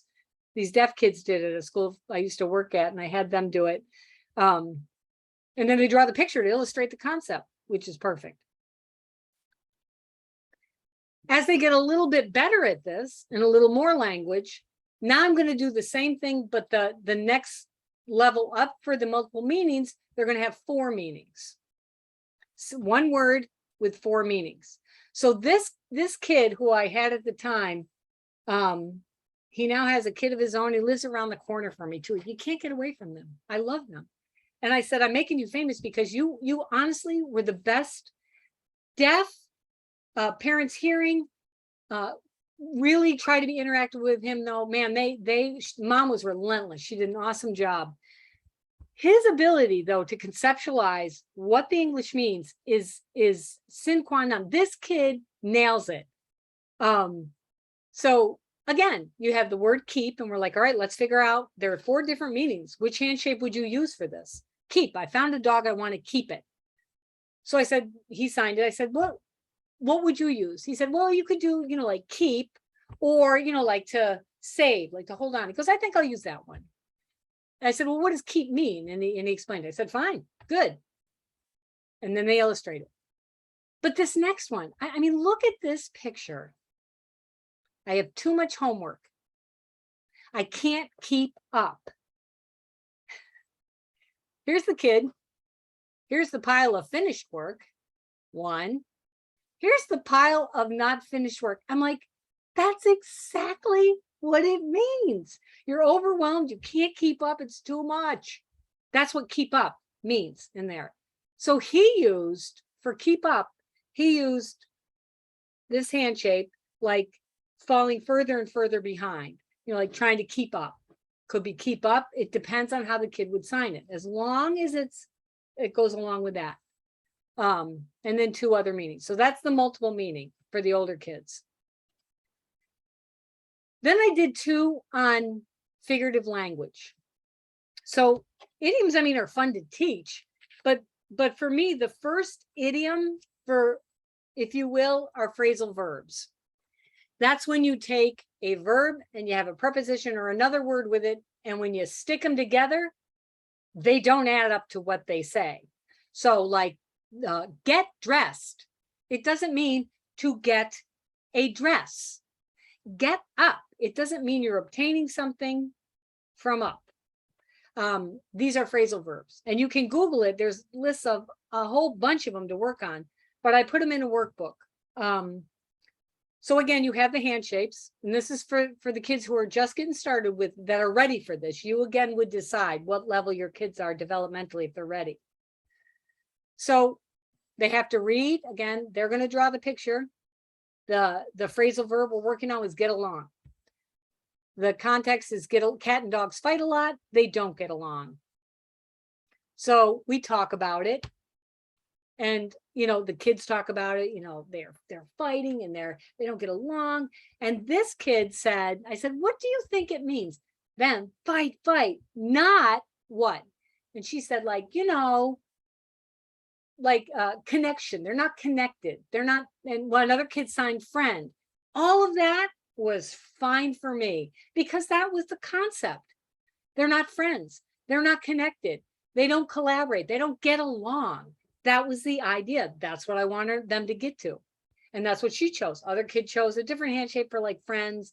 As long as it's in the ballpark, it's good. So, but look at the pictures in the sentences she drew, because then they had to apply it themselves to a situation. Sometimes I don't get along with my sister.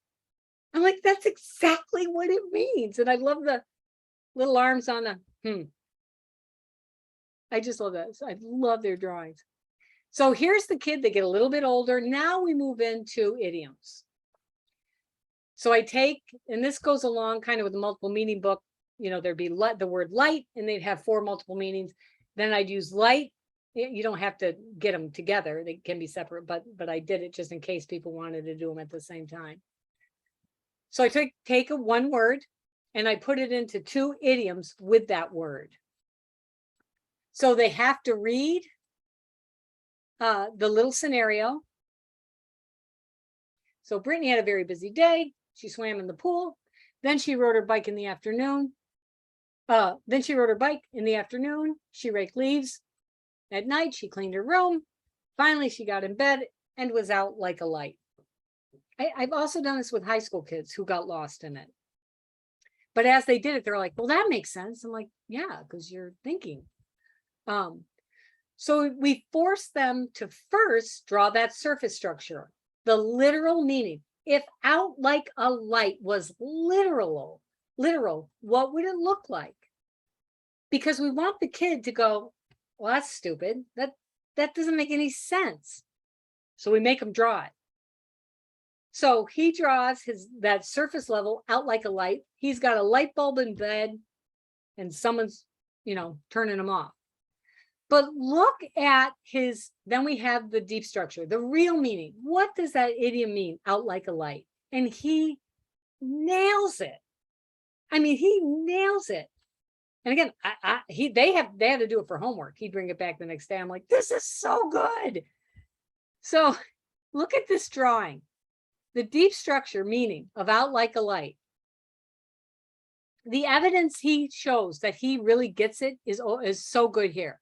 So first of all, the person's fully clothed,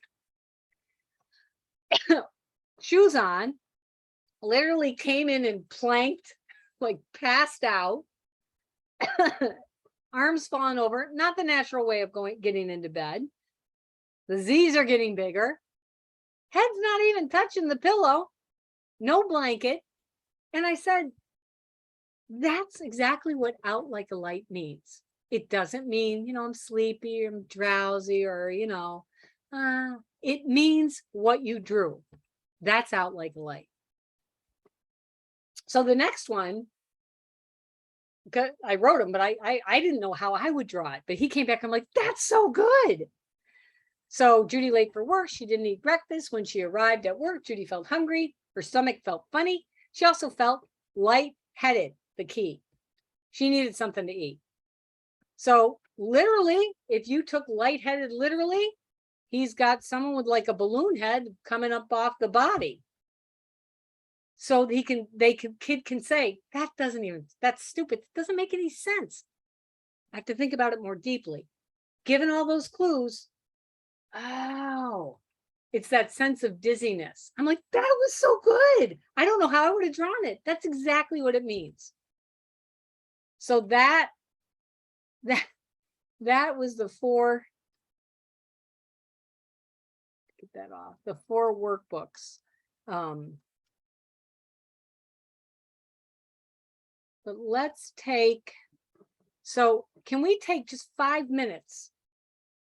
Just gonna have to run the bathroom. 5 minutes, and then we'll come back. We'll do questions. We'll do comments on vocabulary and reading. Okay, just 5 minutes. Perfect. We'll see everyone back at 12:37. All right.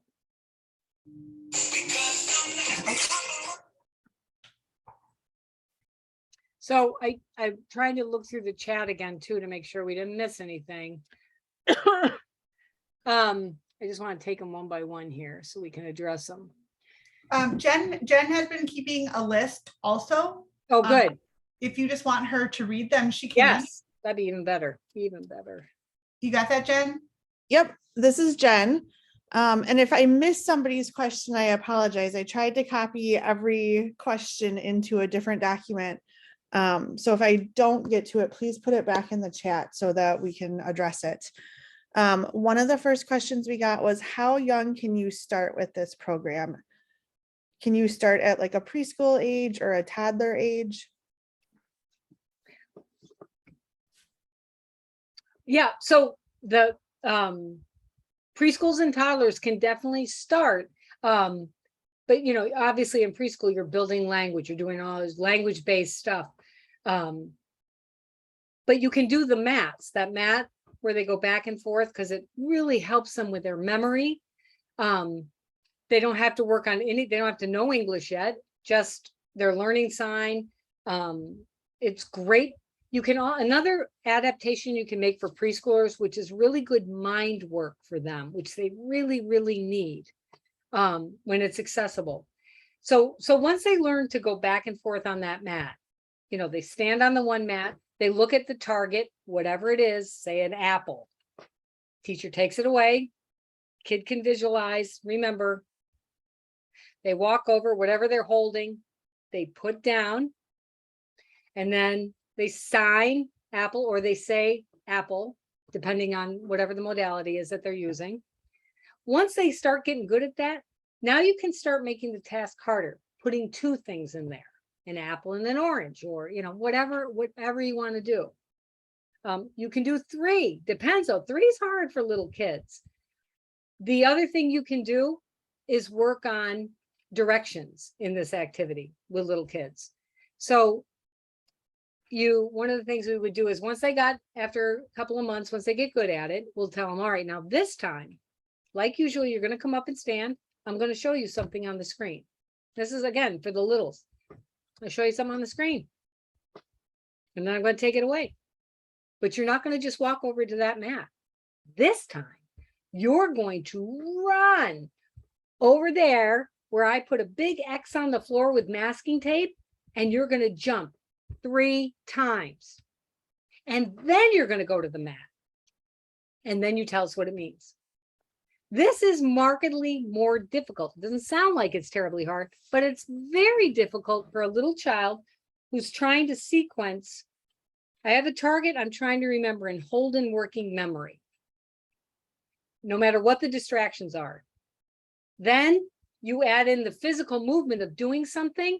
Little kids will be like, then they'll run back to the mat. They've done the activity, but you're like, what was it? I don't know. I know you don't. Go back and tell your brain, pay attention, hold on to that. So it is a great way to add what we call, I can think of the ASL sign, I can't think of the word, where distractors, and where we're kind of preventing blocks in there, where the kid really has to think. And it's all on them, which is great. So we want them walking out in those little puddles. See you tomorrow. Change your clothes. That's what we want. Not us. We're killing ourselves with things, but it definitely does work for the younger kids as you're building all these language things. And you can put in, kids' names. You're working on learning. The kids are learning each other's names. Whatever you want to do is the target, as long as it's recognizable to them. All right, the next question. Somebody had put in the chat, many school districts who don't truly understand our kids' needs are refusing to allow it to be used. They're not giving approval to purchase the curriculum, but these strategies can be used without the approval. Is that correct? So the strategies that what I think the question is addressing is a lot of the strategies and things that you've addressed in today's training, they could use that without having full access to a curriculum. Yeah, absolutely. Absolutely. And I really hope you will, because it's not about, me making some money on these books. I don't care. I honest to God don't care. That was never my reason for going into this and doing this for everybody. The point is, you don't need to get out and buy the book if you don't want it. But you need to do the right thing for your kids. And that's the right thing is, unless you have other stuff that works better, then do that. But if you don't, then do the things that we're suggesting, because they work. They're not just ideas, they work really well. But again, I mean, that's why it's not a curriculum. It's these basic principles and stuff that helping people, because who gets this training in grad school? One of the comments I know was someone said they went to a national. I know exactly what training, what grad school they went to. I know it because I've had the comment many times. The one grad school who should be promulgating this kind of thing is not teaching it, because they're focused so much on, most of the kids are using auditory stuff. So we really have to think more auditory. I've never understood that argument, ever understood that argument. And that, let's just teach the teachers to adapt. You cannot adapt curriculum that is designed for a biological part of the body that they don't have access to and expect it to succeed. It doesn't make sense. But there are other ways around to get to the same end goal, and that's what we're saying. And again, people don't understand, but I wholeheartedly ask you to please do the thing that's right. Because they're going to fail the other way and keep failing, and we'll keep moving them up to middle school, where then they're just like, I'm not even doing it. Tell me whatever you want. And they Someone just said, and we already paid so much money for XYZ. Absolutely. The amount of money that gets paid for reading series alone in schools for the deaf boggles my mind. Todd and I were consulting for another school for the deaf, and my God, they had tons of money for, I don't know how they got it, but whatever funding source they had a closet, and the head teacher was like, come here. When we first got there, she goes, look at this. And it was beautiful materials of reading and literacy stuff. She goes, teachers never go in this. Kids can't use this. This is no help. That represents, I can't even remember what the figure was that she threw out, 300, 400, $500,000, whatever the number was. I'm like, and they'll clean that out and they'll fill it up with new ones. And they'll say, no, don't spend, 190 books on that Bedrock Literacy. What do they know? So I say, you learn how to do these, you're getting the free training, just do it. I really don't care anymore, because it's not fair to these kids, because people don't know, and they're not trying to be mean, they just don't know. And that's the problem. And a follow-up question to that, somebody asked, what about reading milestones? It is used for the deaf. Can these get coupled together?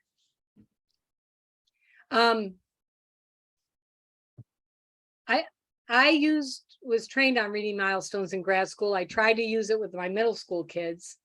The problem for me was it I don't know what the words are. It was too, and I don't like to talk bad about other things, because if it worked for you or whatever, it's great, but I need to see the kids thinking, and it didn't let me see the kids thinking enough. There was more like, kind of fill in the gaps or things that I wasn't getting for the kids that I was working with. And so it didn't work for me in the way it was laid out, wasn't working for me in a powerful enough way. But I know some people have certainly used it, and it has dumb words. I didn't say it. I'm not saying that. Another question was, so what do you do when you have people pushing visual phonics and the ability to decode words for ASL users, and pushing other curriculum designed for deaf that still focuses on decoding and hearing-based learning strategies?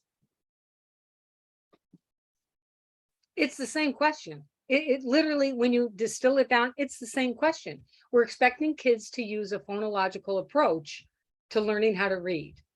When visual phonics first came out, because I'm always looking for stuff that's going to be better and better programming, better stuff. I'm always on the lookout to be like, use this, like Heidi's with the Mind Bloom stuff, use that. So I always look at stuff, very carefully, because I will not promote anything I would not do myself and use myself, and would be valuable use of your time and the kids' time. But I had a friend who was a visual phonics trainer in the beginning. And, so I would ask her, like, what is this? What's going on? Because, deaf ed, something new comes down the pike, everybody dumps whatever they've been doing, and everybody jumps on that bandwagon until the fallout starts happening, and some kids do okay, and the rest don't do so great. And then we look for something new. Instead of, the more reasonable, if the tool works for that individual kid, use it, of course. But if it doesn't work for that kid, that's not an approach we can use. And that's why I'm so sick to death of hearing, that phrase total communication. That's what I learned under. What a bunch of crap. Total communication for everybody except the language deprived kid. He's the only one it's not total for. It's like, baby ASL signs for everybody in the universe, but not the deaf babies. That makes no sense. So the idea is, because again, people don't know. They're like, well, the National Reading Panel says you got to do phonic based stuff. Here's a visual phonic. But anyway, my friend who's a trainer said to me, she goes, she had it after a while. She's like, after a couple of years, she's like, I'm not doing it anymore. I said, how come? She said, people think that it was going to solve all the problems for reading. She goes, we can get the kids to learn the articulation and say things. Those kids that had those skills were able to. She goes, but that's half the battle. Just because you can say a word doesn't mean you could hear it, and doesn't mean it's going to link up to something you've heard before so that your brain then recognizes it. And she said, and then, people get mad because kids don't get better at reading. She said, it was never for that. So I laughed, and I was happy to get that from someone who's doing it, because I don't like to give opinions if I haven't used the program and do the program. I want it from the people who know what they're doing with that. Definitely usable, definitely for some kids. I was really hoping it would have more of an impact, but it didn't play out that way for linguistic reasons. But I mean, it's like, my husband has 100 calculus books. I can go up and grab any one of them right now, open them up, and read them out loud to you. Means this much to me. I didn't pass algebra. Yeah. Thank God New York had the Regents test. The only thing that saved me from being a high school dropout, I think. But that's the idea. You can say it, doesn't mean it links up to comprehension to help you read something. So that's the idea there. Same thing with the other, and you guys mentioned a couple of, one I don't know, that I'm going to look up when we're done here because I want to know what that is. But other curriculums, when you look at it, forget the title. What is the bent? Where are they expecting the kids to go? What is the usable strategies that they're learning? What are the things that are getting internalized into the kid's brain to make them independent readers? And tomorrow we'll talk about writers. That's what we're looking for. And there will never be a reading curriculum that's going to fit language deprived kids, because not a perfect one. Certainly we can come up with some if we had more time, but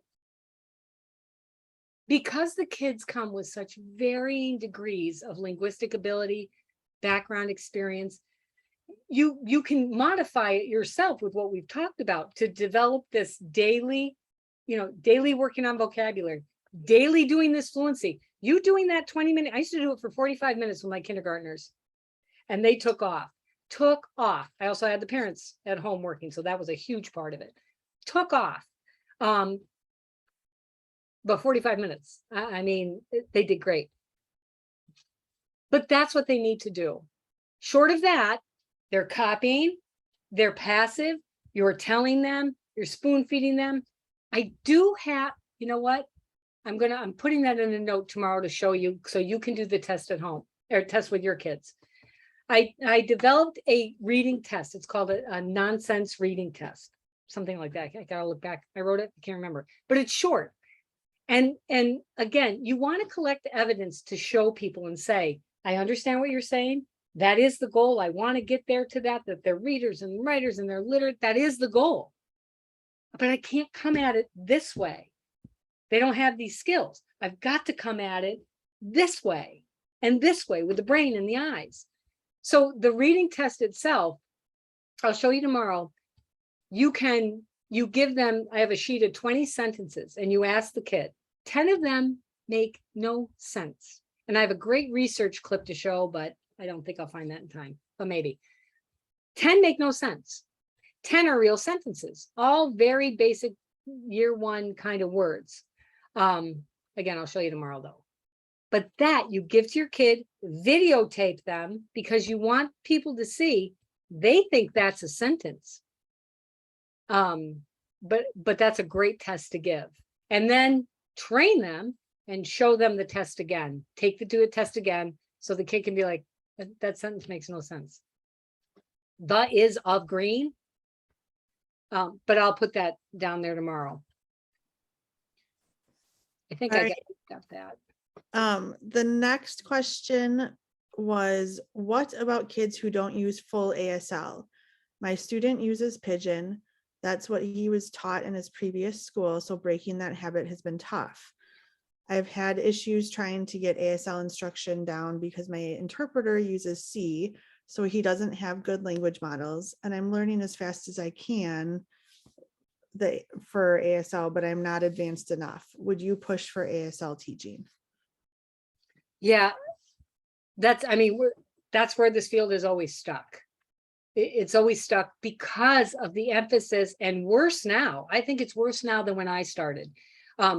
It's the number of programs, training programs out there that are what's it called? Speaking, what's it called? Focusing just on ears and mouth. What are the programs called? SLS, speaking, listening. I always Listening and spoken language. that one, listening and spoken language, far outweigh the number of programs that call themselves total communication and try to do everything all at once, but can't. The program I worked in is a bilingual program. Again, we cannot address everything. It's impossible, but it's far much more on that LSL end of the spectrum because if implants have worked out for many kids, not all, obviously, and knowing if the parents aren't behind it with the kid, you're going to have issues. But that's who's being trained now, many more under the LSL model, and very few under a model that is, but what do you do with these guys? And that's part of the problem, huge part of the problem. But the answer to that question is honestly, there's no easy answer because the ideal is ASL, clear ASL English, clear English language clarity. Pidgin is a form of contact language where people are trying to survive to communicate between the two because they're not fluent in both languages. And that's certainly what I used when I started teaching. I didn't know ASL. But in the ideal world, that's what we want. Pure ASL, pure English, but that's not, and I know the reality of being like, well, that's great, but, and I get it. I just don't have an easy way to address that and say, here, do this, because it's language learning. Teachers need more. I know Stephanie used to work for WE's PDHH, does the online itinerant now. Stephanie Kesson. Yes.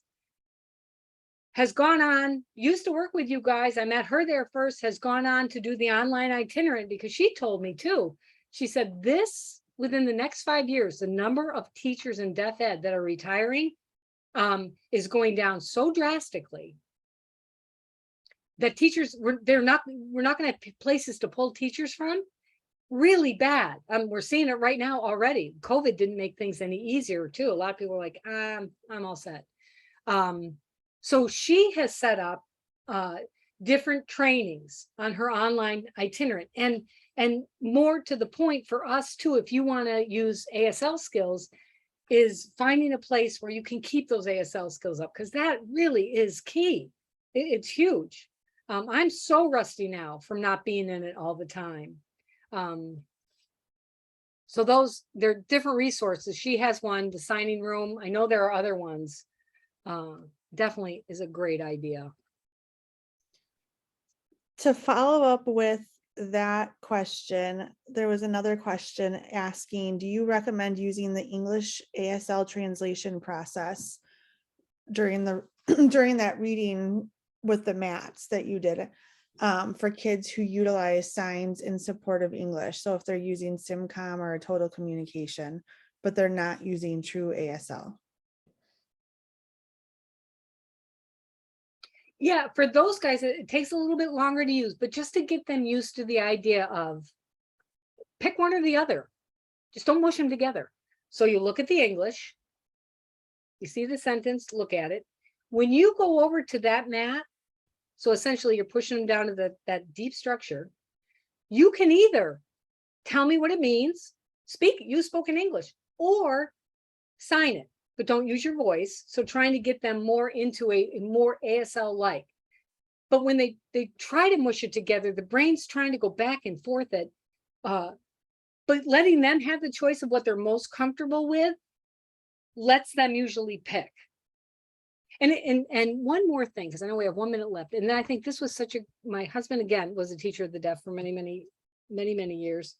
I said, why do you think that it's still there, that signed English is so pushed and so, come on, you guys got to use this. Kids will get so much better at this. Teachers or parents don't know ASL, got to push the signed English. Even though it breaks the linguistic rules, it just doesn't work that way. But he said, and he made such a good point. I'm like, I think that's why. He said, think about it. You cannot talk German out of this side of your mouth and try to do the same thing in French, same sentence out of this side of your mouth. So both of them going at the same time. Your mouth physically cannot do that. However, you can talk English and you can sign at the same time. So it feels like I'm doing both. You're not. And if you want the rude awakening that I had to get, have somebody videotape you doing it, turn the sound off and look at the input. It's demoralizing. And I was like, I thought I signed all of that, but it just doesn't, because the brain's working so hard and attending more to one than the other. So it is 2:00. That's it. So, hey, Kristen, this is Heidi. So we're going to wrap up here. We'll keep, Jen has a list of those questions, so we can also send them to you if you just want to somehow incorporate them in tomorrow's. For folks, once we're done here, I'm going to send you out the link to join for tomorrow. I just was afraid that people would get confused because it is a different link if I sent them all at once. So I will send that shortly after this. And I've put together that list of resources that have been mentioned throughout today. So that will also be in the email. I think that is pretty much it. I think it went swimmingly today, actually. I was sort of prepared that we were going to have some hiccups with technology, but it actually went very well. So thank you. Yeah, thank you. And I don't know why this freezes. I have, it hardwired into it's not supposed to. So who knows? Yeah, and interestingly, I also got an email I was reading during the presentation. I don't know if you're familiar with anybody, if you're familiar with Layla Holcomb. So she is with, I believe, is she Tennessee? Yes, University of Tennessee. And then she's also working with Hannah Dostal and Kimberly Wolbers between Tennessee and Connecticut. And so they're still trying to collect writing samples because they're doing some really intense, they just want more writing samples for their research. And so I said, hey, we happen to be having Kristen DePerry right now. And they're like, if I could share that information with all of you, Awesome. I think they could get sort of the data that they would need. And that's what people are asking for. Do we have research-backed data on any of this? Yeah. And so there's a specifically around writing, I believe. Yeah. The I'm going seaweed. to share Yeah. that as well. Yep. Yeah. And they're the older, because I've met with Hannah before, but they're great, especially those older kids that can keep moving. Definitely. Any resources like that. Because if they're doing it, then I don't have to be doing it. Like if they're doing the research, like I'll benefit from it, but I just don't have the mind to do it. So I appreciate people like you and like them. Heidi, this is Jen. There is a question. Do you have a link to where we can submit writing samples? Yes, I'm going to actually forward Layla's entire email to the Bedrock group. Awesome. All right, well, that I think we're done. All right. And tomorrow we'll talk about writing, and I have some more reading stuff I'm going to add in too. But thank All you, right. everybody. I know it's a long time to sit. All right, great. Thanks, everyone. Have a good night.